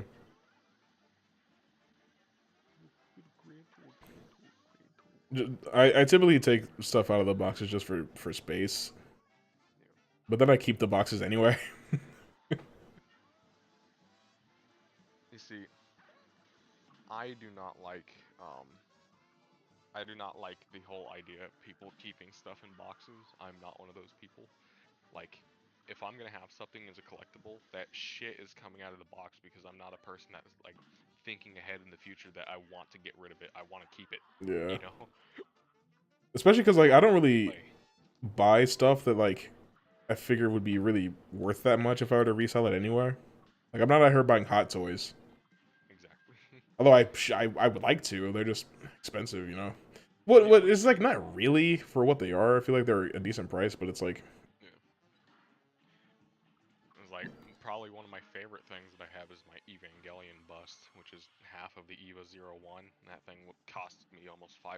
oh my gosh. And it wasn't even brand new when I bought it. It was just kind of used. So this thing probably still retains its value, but I just no hit the Phantom Train, by the way. I Give don't me an ever A want plus.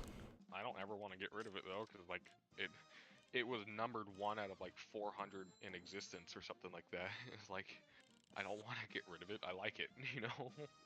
I didn't use enough super. I'm depressed.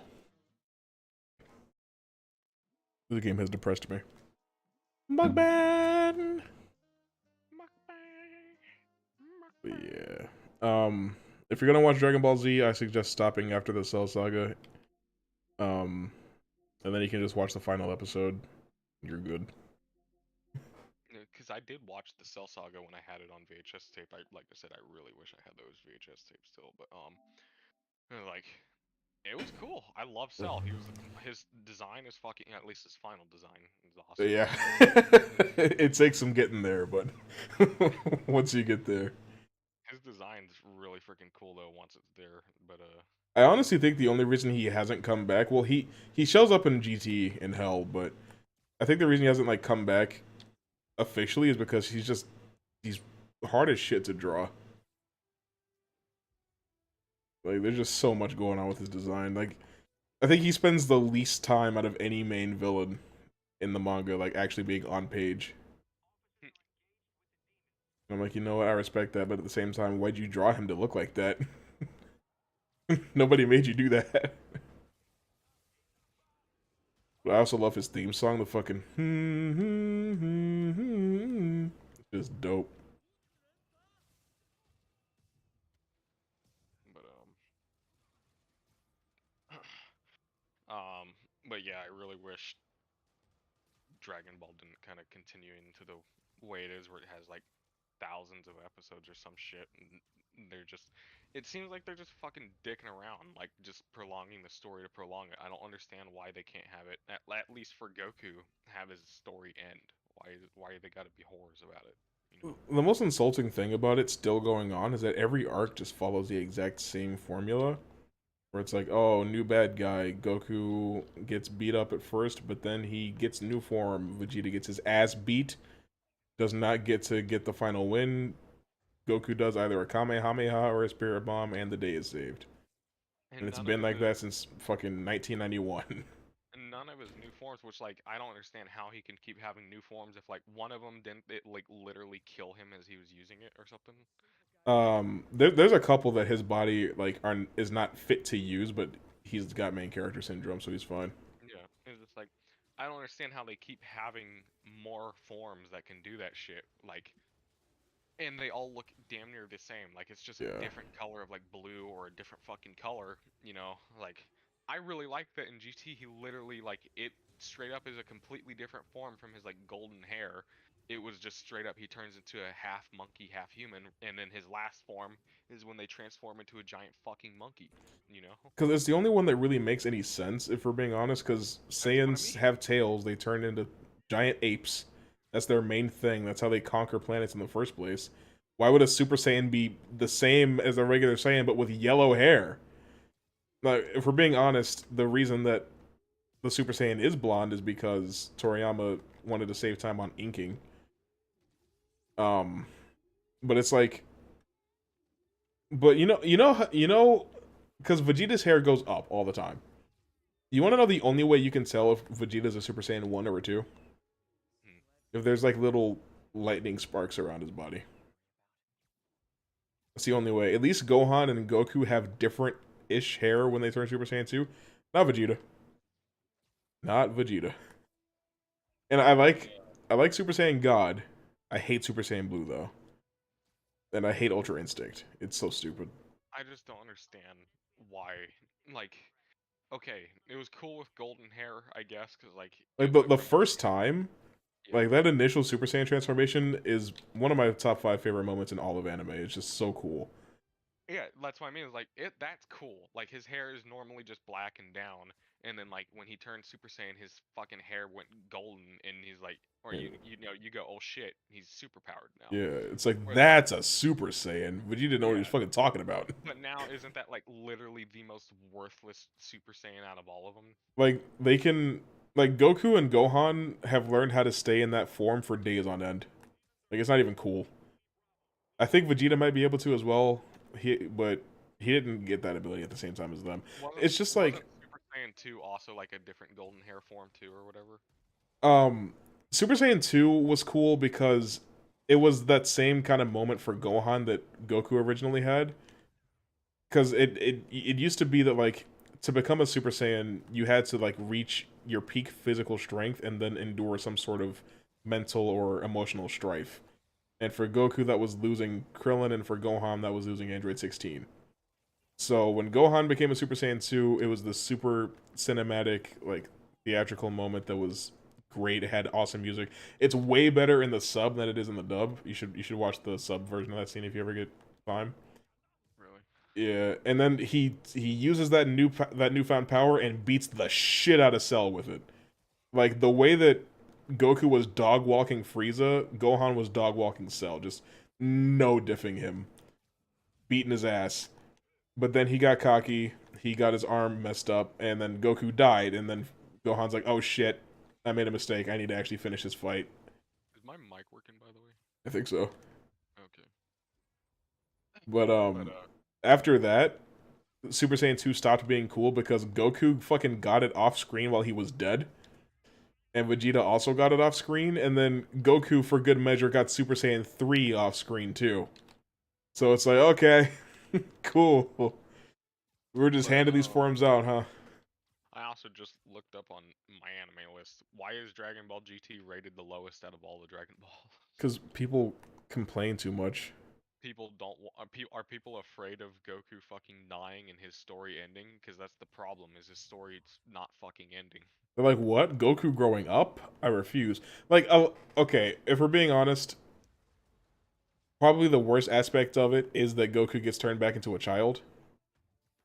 But How? Dragon Balls. Oh, does he wish to be turned back into a child? Emperor Pilaf is like, oh, that damned Goku has gotten in my way for the last time. I wish he was small and harmless like he was the first time we met. And so he gets turned into a child, but retains all of his powers. So the wish only half worked. But So in his tail comes back too. his tail has to. They have to bring it back manually because it was sealed away with the same type of magic that turned him back into a child. Wait a second. Why didn't his tail just come back? It's the same magic. Anyway. None of that's the important thing. The important thing is that I'll admit that's pretty lame. I could make an excuse for it if I really wanted to. But what I will admit is that Toriyama probably would have never done that. That was definitely Toei just itching for their child protagonist because that's how shonen works. Like Goku is probably the physically oldest anime protagonist in shonen. And it's kind of impressive that he's still relevant in that way, even though he's 50, but it's whatever. The youngest out of all of And it's weird because like they could have just used like maybe Goten as the main character or Gohan's daughter Pan. There were options other than turning him into a kid, but it doesn't matter because whenever he goes Super Saiyan 4, he's Super Saiyan 4 for multiple episodes, so you kind of forget he's a kid anyway. What would happen if like he wished that his brain damage was undone? I don't think he knows he has brain damage. There's got to be everybody around him that They're just like, hold on, like there's just something actually wrong. like Vegeta, he has to fucking know that like he's got brain damage. He's like, all right, Shenron, I wish Kakarot's brain worked normally. And then imagine Goku like drops his head. Properly. He like his head drops and he like reactivates and he's like, primary objective: conquer Earth for Lord Frieza. Could you imagine the catastrophe that would be? That would be interesting though, is fucking Goku being evil again and then he's the main villain. Because like when Goku Black first showed up, I thought that he was just a Goku from another universe that never fell on his head. And that could have been so much easier than, oh, he's fucking Zamasu from another universe, another timeline, dimension, Dragon Balls. It's like, stop. None of that makes any sense. It would be better if it was just straight up evil fucking Goku. It's like it's so easy. It just writes it. He never fell. Easy. Boom. We're done. That's his entire backstory. Like you don't need justification for why a Saiyan is evil. They all are. I wonder if Toriyama fucking fell on his head. Maybe. I mean, Toriyama seems to be having memory issues as he's been getting older. So he may have forgotten that Goku fell on his head. But to that, I have to ask, where are his fucking editors? Where are his editors that used to keep him in check?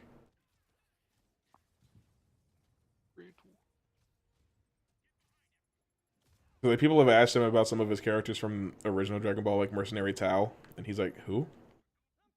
It's like, oh, the Ginyu Force. He's like, the what? I'm like, do you remember who Frieza is? But I will say though, his GT form of Purple Monkey Boy is sick. Dude, Super Saiyan 4 is so dope. It's funny because I like when I was a kid, I didn't like it because I was like, it looks kind of gay having his chest out like that. But then I was like, I guess it's just how monkeys look, huh? Like it was before I started really like thinking critically, but like as I've gotten older, I'm like, it's the only Super Saiyan form that makes any sense. That's what I mean. Is like it goes freaking. What was it? Super Saiyan with the gold hair, and then Super Saiyan 2, which is just like more gold hair, right? And Yeah, then but with the lightning sparks too. You have to and then remember. what's the Super Saiyan 3? Where the hair is super long, Oh and yeah, he that's doesn't have right. Yeah, eyebrows. yeah, okay. Instead of it just being the Vegeta hair, it just goes completely all the way down to his legs. Yeah, And then Super Saiyan 4 is like supposed to be the ultimate form where he's literally hit between his original or his real form, like monkey, and human, right? yeah. That seems the most freaking that seems the best to me. Like, I don't understand why that people don't like it.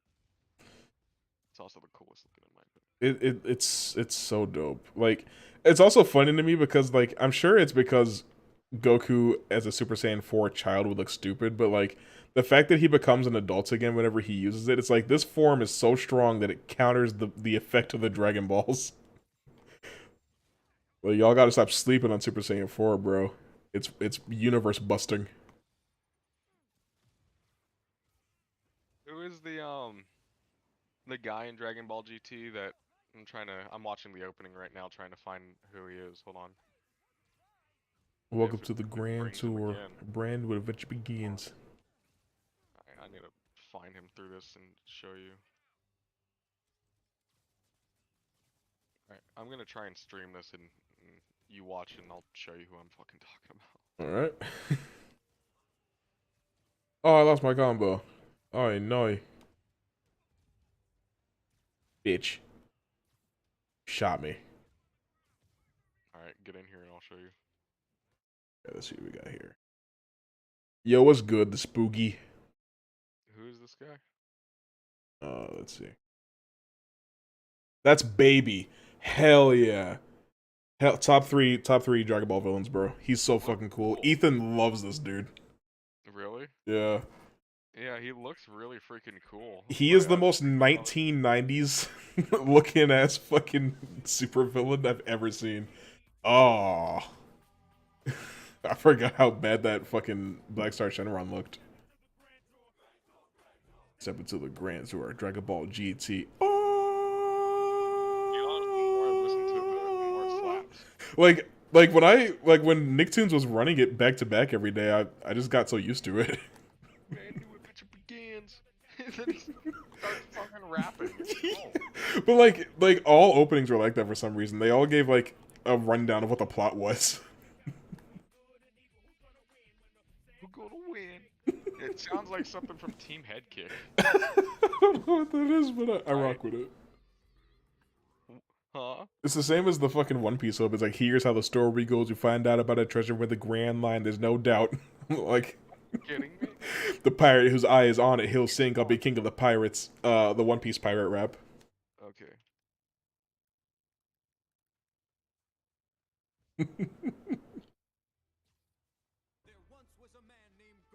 my god. It's the whole Is plot, this bro. 4Kids one? Oh no. Yeah, bro, this opening actually really did slap. Though you're gonna I love heard this. the 4Kids version of One Piece is awful. Like they Oh, censored so it's much shit. horrible. Instead of smoking, Sanji has a fucking lollipop. I'm like, bro, he never even lights the damn cigarettes. Doesn't like one of the characters who uses swords has like something else in the 4Kids one or something? He just swings air. Are you shitting me? Dead ass. My fortune is the taking. What the fuck? Give it up, Zolo. Yeah, that's what I used to call him, Zolo instead of Zoro. Oh my god. Pull up. Be king of the pirates. I'm gonna be king.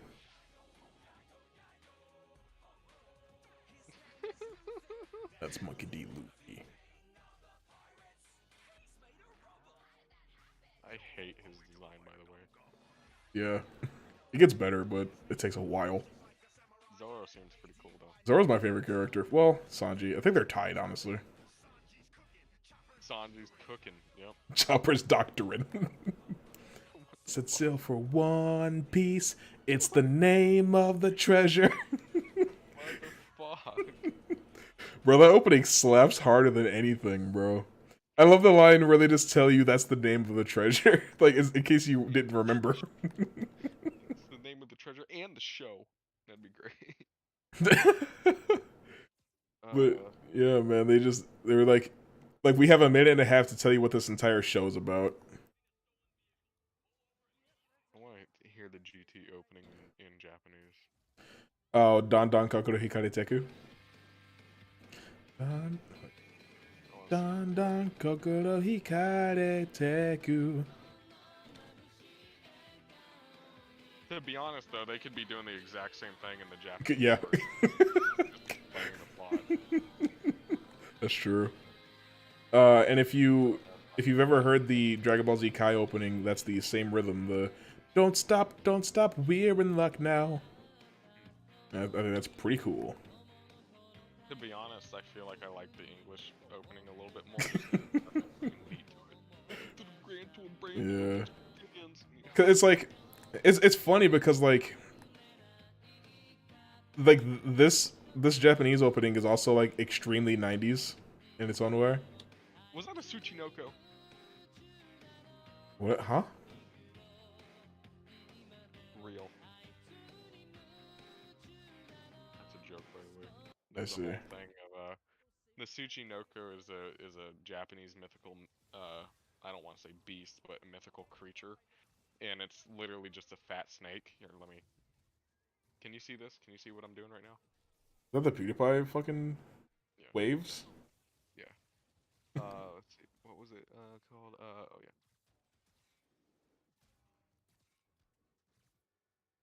So a Tsuchinoko is literally just a fat snake. You see with a Oh my gosh. with a really skinny tail. Man just got done eating. Yeah, it's literally just a chonker. Like, look, that's all it is. Beautiful. Danger and Tsuchinoko. That's literally all a fucking Tsuchinoko is. Why is the attack so low? Because it's just a fucking snake, man. Okay, it's a unit. It's literally just a fucking fat snake. That's all it is, dude. The whole fucking point of it is it's a fat snake with a really tiny tail.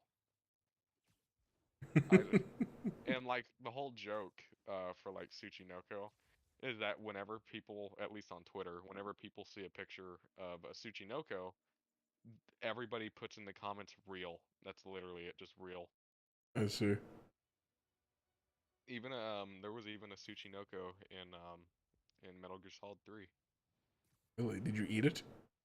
Oh, I didn't find it. I think it's a rare thing to find in see it. I should get that. I have a PS2.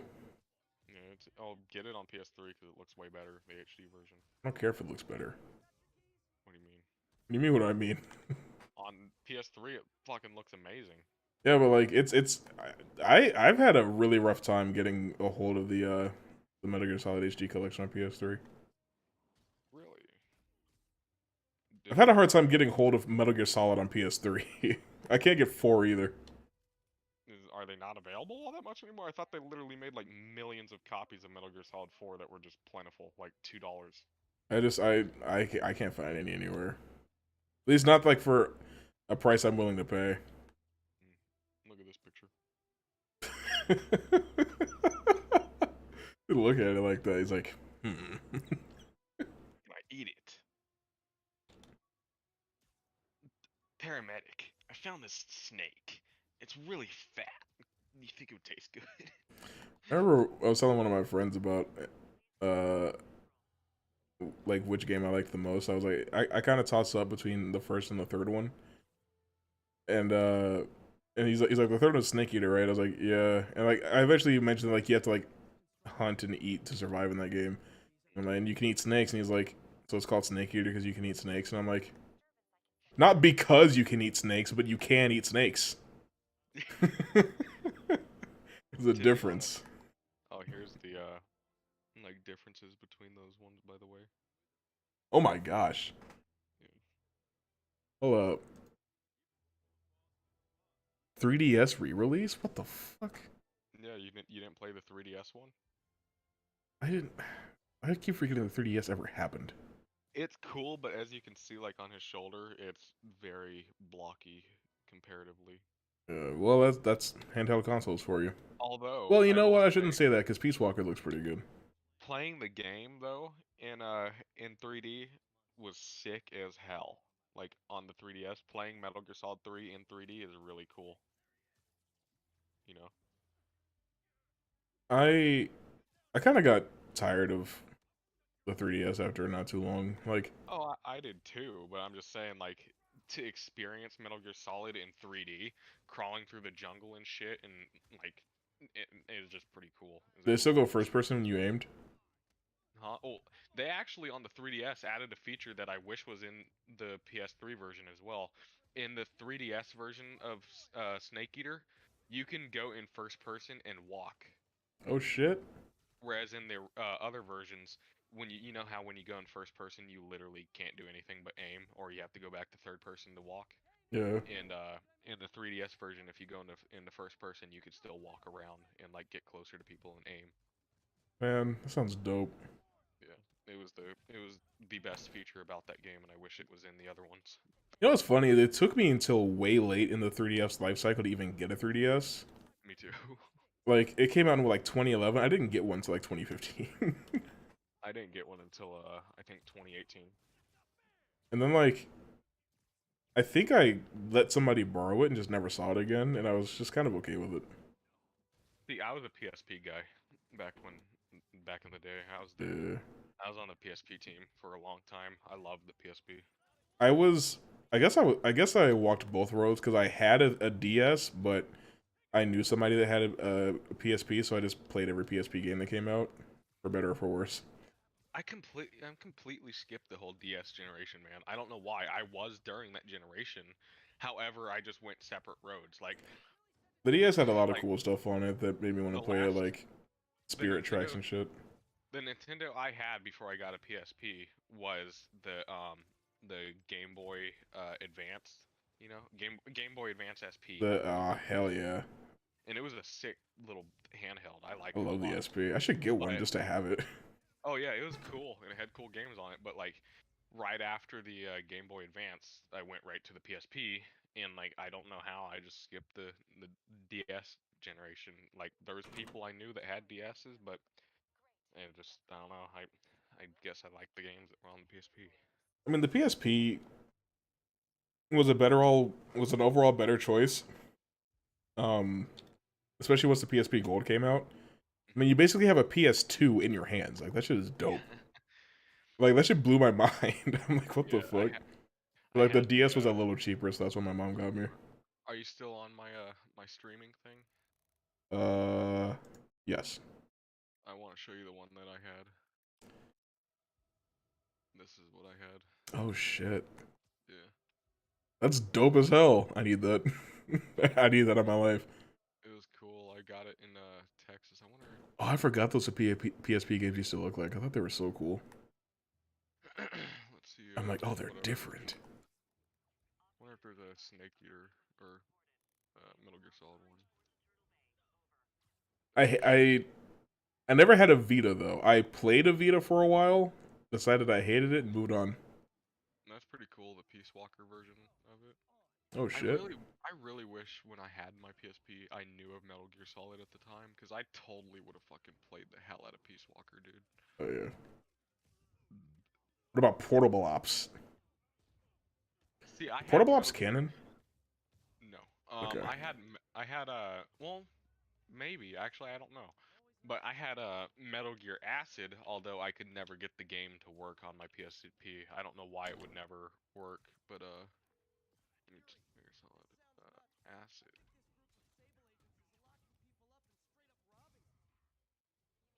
See, it was like a um anime visual novel for Metal Gear Solid. It's not canon for sure. It's not canon, but What? If Twin Snakes is canon, then obviously Acid. Ah! Ah! Ah! Twin Snakes is not canon though. Bro, but it could be.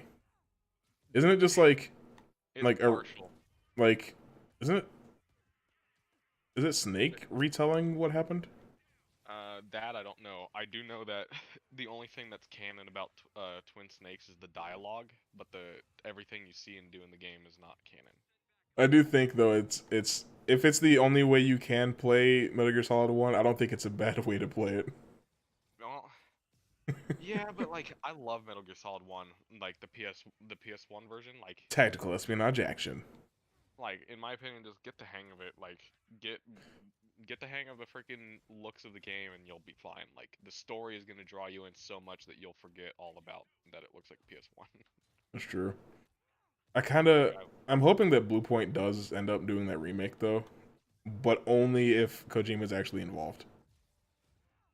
yeah, I would just want them to not make it over the top like Twin Snakes is, because like that's my biggest problem with Twin Snakes is that all of the stuff is done over the top to the way it didn't happen. Like Like Snake even for doing Metal Gear backflips, Solid, it's pretty absurd. Snake doing backflips and jumping off a missile or some shit. You know? Yeah, he pulls a Dante maneuver. Yeah, like Snake's not Dante. I was like, I wish they wouldn't do that. Punch, punch, kick, kick, throw. Are you here still? Yes. Naruto is a special. So this is like part 1. He's late again. Useless. A pretty accurate Sasuke voice. Condition has progressed. What? Whoa! Whoa! Why is that Kakashi voice so accurate? Sorry I'm late, guys. What the fuck? Traded to be the next hokage. Oh my god. Come on, Kakashi. Is that the fucking fox? You'll never be a real ninja. He looks like a boiled vegetable. Yeah, that sounds like something she'd say. Hold on a second. How's the Sakura voice? It's serviceable. I actually can't think of what she sounds like. What did you say was up with his voice when he started speaking? Did you say it was good or bad? Sasuke is pretty close, but Kakashi is shockingly accurate. Really? Like, it sounds like they just got the guy. He also looks... There's a little too much detail in him. But there's three He's got to be Flash Gets favorite character. can't get a bell, gets kicked out of training.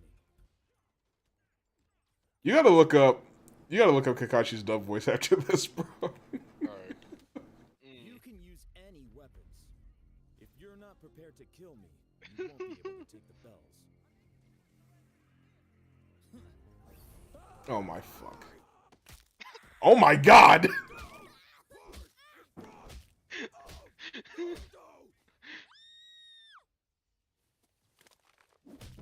Jesus. That's what she gets. Buddy, you ready? Watch out.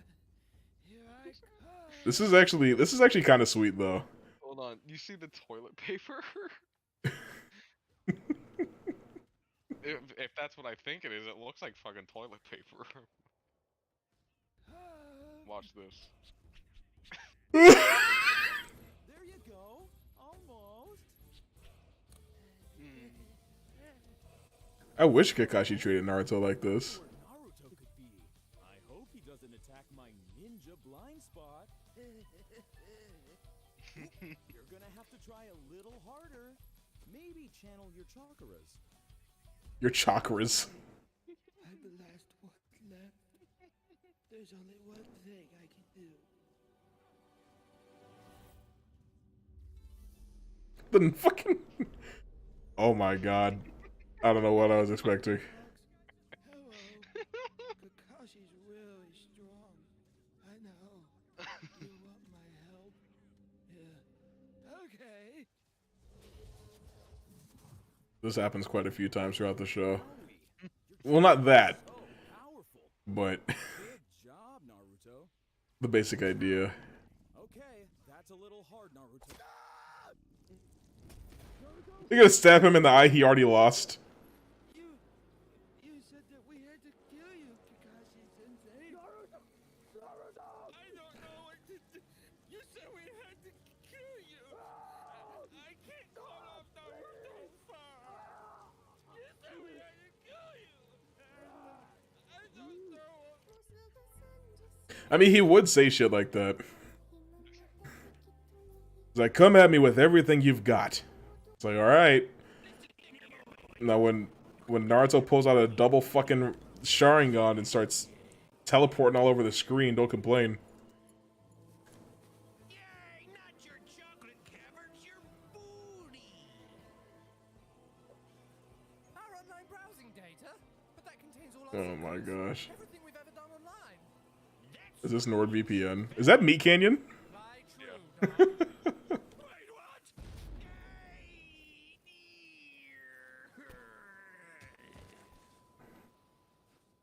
We don't negotiate with hackers. Because we have NordVPN, which double encrypts your data. NordVPN.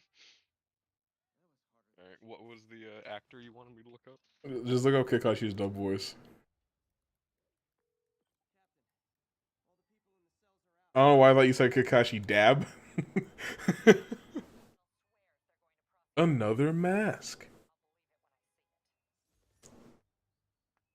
Who the fuck? That was Kakashi. He went under. This is a filler episode. He went undercover as. He looks a lot like the girl he killed when he was a kid.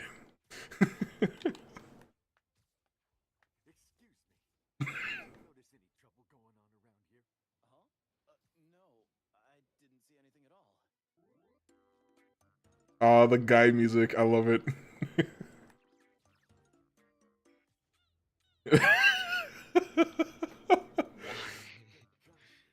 I heard that he and his team were causing a commotion around town.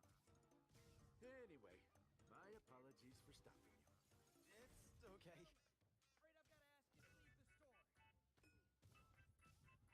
Hey,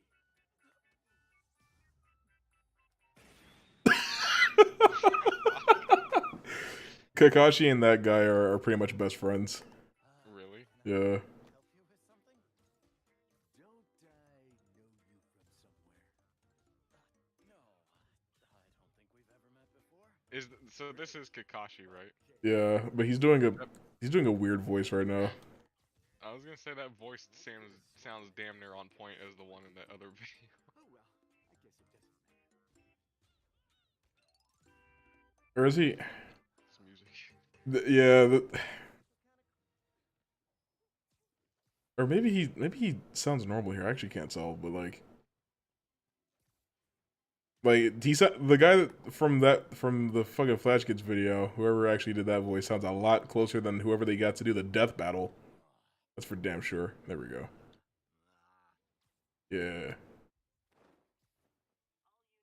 This is a big deal because it was the first time we saw his face in like 16 years. So is his freaking eye or pupils just literally just black voids? His right one is. Well, I guess his left one is too now because he lost that eye again. Changing your voice like that Oh yeah. really strains the throat. But it's like, it's not even a canon episode, so we technically still haven't ever seen Kakashi's face.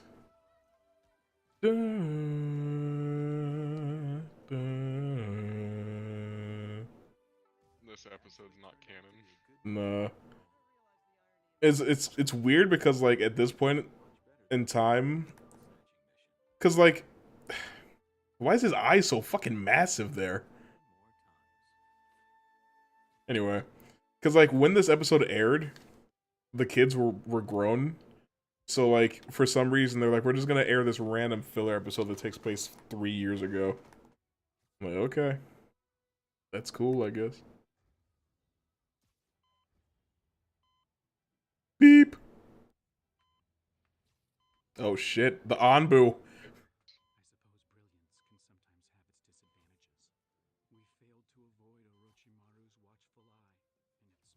I just gotta say, this dude right here gets on my fucking nerves. I cannot stand Kabuto. Why? He's just, he's so, ugh. And look at him, bro. Like, he wants to be a main character so bad, bro.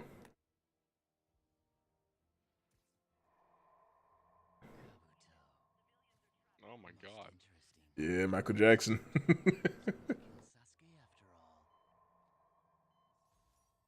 The reason that he took Sasuke, or like the reason that he wanted Sasuke in the first place, is because he's obsessed with the Sharingan, and also he wants to live forever.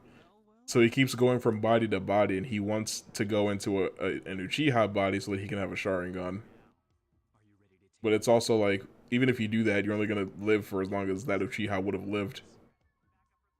Doesn't Uchiha not live that long? Just average, I guess. I mean, most people in Naruto only live to be about 30 if they're lucky. So it's like... like, Sasuke's already lived way longer than he was supposed to. What's up? Why is he wearing open-toed boots? Because he's... I don't know, bro. That's the move, bro. Why is his hair so far back? He looks like he's in motion. Oh my, now he's sideways. Oh my He looks gosh. like he belongs in Soul Eater now. True. Bro, I used to draw the Soul Eater logo like every day because it's just so easy.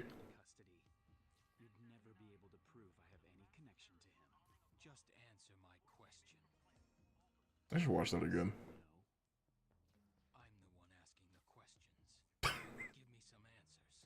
What? Why does this feel like a parody scene?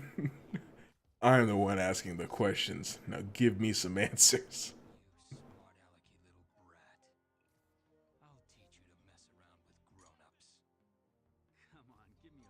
Oh my gosh. He's like he's like home dude off of fucking Sin City that eats people. Why does Kakashi give a shit about a fucking terrorist Sasuke? Well, because he's not a terrorist yet.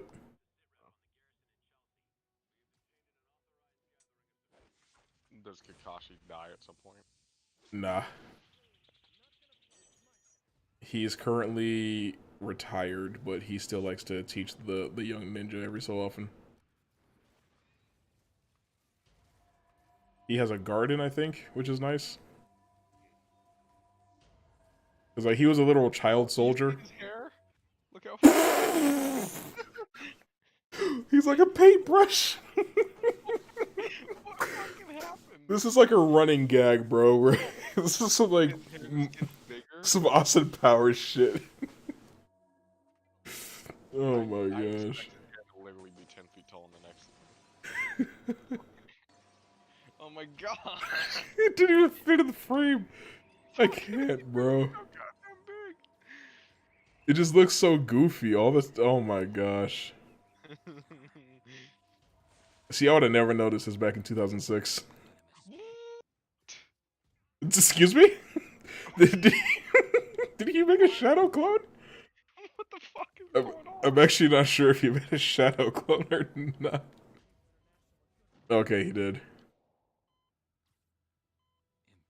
Ugh. His hair is fucking normal again. It's not like freaking 3 feet tall. This is... And meanwhile, Sasuke's fast asleep.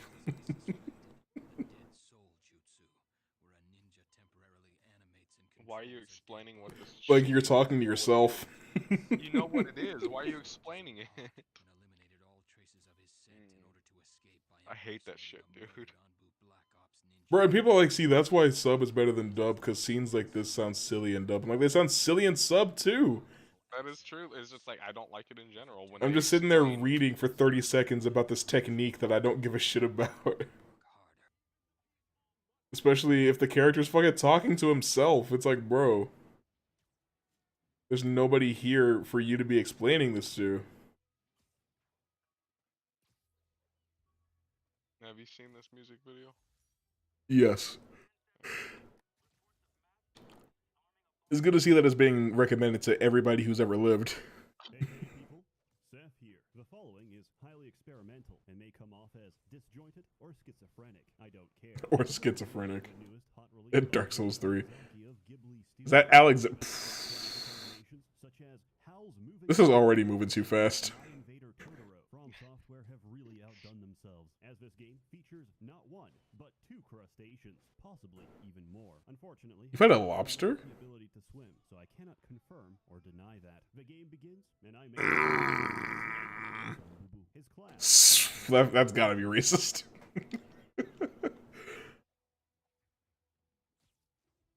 His class actually is wretched. I did originally consider prisoner, but I chose not to. I take the key as my starting item and live to regret it after I get immediate access to a side dungeon and get run over repeatedly by a speeding train. I chose instead to go the other way. After camping a few times, Melina comes by and offers me an accord. I turn it down because I think it's funny. I then proceed to kill Morgott and Godric before I realize I haven't leveled up. How was I supposed to know I had to say yes?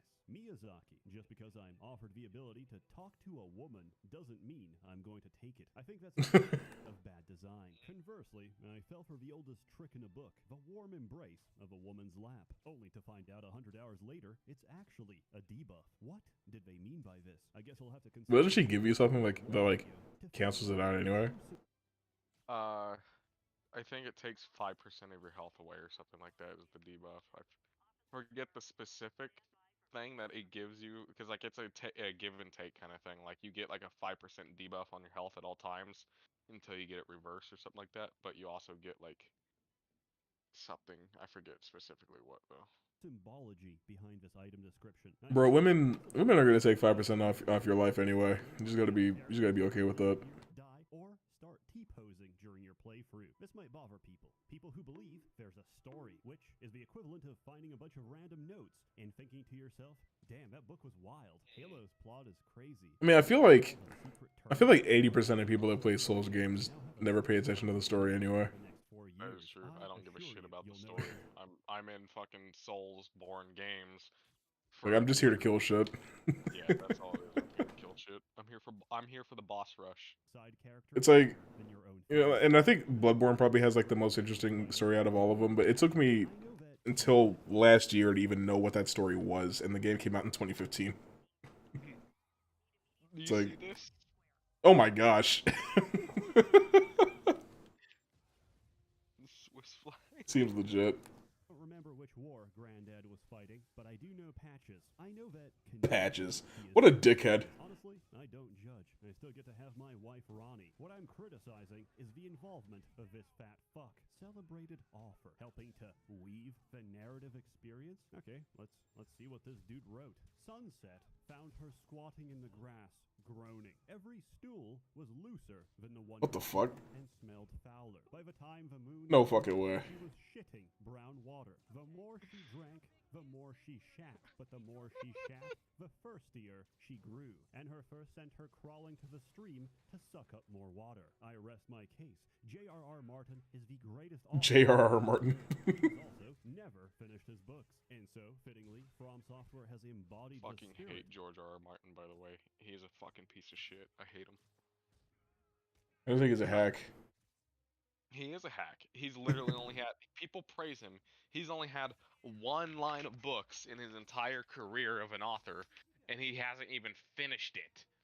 I think, And if we're being honest, I think the reason that he hasn't finished Winds of Winter is because people have been talking so much shit about the way that the Game of Thrones series ended. Meanwhile, that ending was probably very close to what he had in mind for Winds of Winter, and he's like, shit. that's why people that say like, Like the people that are like, oh well, the Game of Thrones ending, or they weren't based off of any books, and so like that it's dog shit, but like the books are so much better. Like I guarantee you, like what you just said, that's what he was probably, because like he had to have been helping them make the fucking show, right? Yeah. Like he had been giving them like pointers and what to do and shit like that. There's no fucking way what he was gonna come up with was better. It's He had like so many like plots and shit spiraling out of control. There's no way he could have brought all that shit together coherently. it's the same as a Snyder cut. It's like it's still the same fucking Justice League movie. It's just twice as long and it has a couple F words in it. Like I don't I don't really care. He is such a hack though, dude. Like he's only had one line of books, like I said, hasn't even finished them. He said he said there's two more books that are supposed to come out. The last Hell book that came no. out was like almost 15 years ago. It's been that long. Yeah, each book has like 10 years in between them, except for this last one, which has like 15 years now in between it and this book that's supposed to come out. But I read like maybe 100 pages of book one, and I was like, I'm done. I'm done here. I've had I enough. believe I believe the first book came out in the very late 80s, or like within the first year or two of the 90s. That's how old it is. That's rough. And now Netflix is doing a fucking Game of Thrones like prequel series. I'm like, stop. But like, Like nobody's playing Elden Ring because of George R. R. Martin. They're playing Elden Ring because it's a Souls game. yeah, it's just I hate George R. R. Martin so freaking much, dude. Because like he says there's two whole books that are supposed to come out multiple years ago. He said this was before I think even season 5 of Game of Thrones came out. He said if book 5, I think it was, doesn't come out by whatever year it was, like 2016 or 2018 or something like that, he said somebody should kill him, or he wants somebody to fucking kill him. It's been 5 years since then, or 4 years or so like that. Nobody's killed him yet, but he probably should honor his word. But like he thinks there's gonna be two more books. He's like 74, and each book has taken him between 10 to 15 years to fucking make between each books. He's never gonna finish this series, and he's also not gonna pass it down for anybody to take it up and finish it for him. I believe he specifically said like nobody is gonna finish this book if or nobody's gonna finish the books at all if he doesn't finish it. So See, I recently started writing a book, which it's not like my first major writing project or anything like that, but it's the first time that I've tried to write a book in a long time, and it's hard. It is tough. It's a completely different writing style than I've been practicing for the last like 8 years. But like, I also feel like the first novel that I'm ever gonna try to get published will be miles better than A Song of Ice and Fire. but I guess George R. R. Martin had like an interview with Stephen King before, and like his question was like, how do you write so many books or whatever? And Stephen King said, well, he sits down every day and forces himself to write one page a day. That's how he does it. And George R. R. Martin was like, I just don't know how you do it. I can't believe it. I could never see myself doing that, you know? I mean, if he wrote one page a day for the last fucking 15 years, he could have written 6 books. Yeah. 6 long ass books. Yeah. And I kind of approached. Because I'm writing a script and a book at the same time, which is terrible. I shouldn't be doing that, but it's what I'm doing, and I'm kind of forcing myself to do that same thing. It's like one page of script, one page of novel every day. I guarantee you anything you fucking make can be better than that fat fuck piece of shit. Fucking garbage. I'll tell you what's hard about writing a book, though, compared to writing a script, is when you're writing a script and you're done with the characters in the scene, you can just fast forward to the next scene. It's like, alright, it's hours later, but you can't do that with a book. That fat fucking piece of shit George R. R. Martin has talked shit about Tolkien before. How fucking dare you? That's the thing. Because he talks shit about Tolkien because he thinks like it. He thinks his writing is superior because it has tons of fucking incestuous. I was gonna say stuff. that because it's just like for adults, I guess. But Like, I hate the writing of Game of Thrones, But like one thing that he specifically really didn't like was Gandalf coming back as Gandalf the White. He think Gandalf should have just stayed dead, and like he thinks it's awful that he came back in Lord of the Rings or whatever. It's like, how fucking dare you talk shit about one of the best books of all time and compare your fucking trash to it? If anything, George R. R. Martin's fucking books are literally fanfics of George wouldn't have a career if if Tolkien didn't do what he did fucking almost 100 years ago. I can't stand George R. R. Martin. I can't even tell you my burning hatred for that guy. I It's like I like Tolkien. you can have whatever opinion you want on whatever, but it's like Tolkien invented the genre of books that you've Exactly. made your career in. Like you can't. Like I that's one of the things I hate so much about Game of Thrones is like Lord of the Rings literally does it masterfully, the genre of fantasy, because like literally you got it's not afraid to be fantasy. It is straight up magic. Game You of got Thrones magic. should just commit to being a story about politics because like I forget there's dragons in that fucking show. Exactly. It's just like in in Lord of the Rings, you literally got magic. You got magic forests. You've got literally elves, which are literally just completely magically tuned people, and like like they're They they're have light strictly bodies. like they're they're beings of the earth. Like they live in the trees and all that stuff, you know. And then you got the orcs, just these disgusting creatures, literally bred from the ground. They're a bastardization of elves, is What what just they are. happened? They literally are just a bastardization of like warped elves, you know. And then you got these trolls. You got you know, uh, the hobbits, and then you got the freaking wizards, you know, like Sauron, and then Gandalf. Like you got all this fantasy stuff just all Saruman was in Christopher full Lee, right? force. Yes, Okay. and then you don't. It also Lord of the Rings is very serious, but at the same time, it doesn't take itself too horrifically serious. Where Or it just boring. never it well no it never forgets to be humble and like have a moment of like the characters being good people or Yeah. like having actual fun in their life and not just being dreary, full of hatred and anger and death, you know? Like there's moments where the hobbits are just enjoying a fucking beer and laughing and singing, you Yeah, know? because like when I was reading The Hobbit, like my favorite part is when they're just like, you know what? Get out the weed, bro. We better have a party real quick while Exactly. while we're on this And like journey. and like it's just Lord of the Rings is literally a masterpiece. But like and then you got Game of Thrones, which literally just feels like an insult to Lord of the Rings. It feels like somebody that read Lord of the Rings didn't like that Lord of the Rings had any type of happiness in it, like just a complete cynical, like a person that fucking hates everything decided like I can do that better, and then you get Game of Thrones, and like they hate fantasy, but they wanted their shit to rival Lord of the Rings, so they tone back the fantasies almost to the point where it seems like it's a shame to be a fantasy. So there's literally no fantasy in it except for like moments of dragons and like some bullshit when it's or not necessary but like convenient for the story, but like it's just so full of politics and incest and like disgusting hatred. I fucking hate Game of Thrones, dude. I guess it's like it's just weird to me because like I've tried to read it, I tried to play it, and I tried to watch it, and I can't get into it. I don't understand how it took the world by storm the way it did. It see like the I think it's got first good acting, and I think that's the well production value is like really high, and I think it tricked everybody into thinking. good acting. I should say Peter Dinklage and Joffrey were the ones that were like the best actors in it, in my opinion. But like, Peter Dinklage, he carries everything he's in, even Underdog.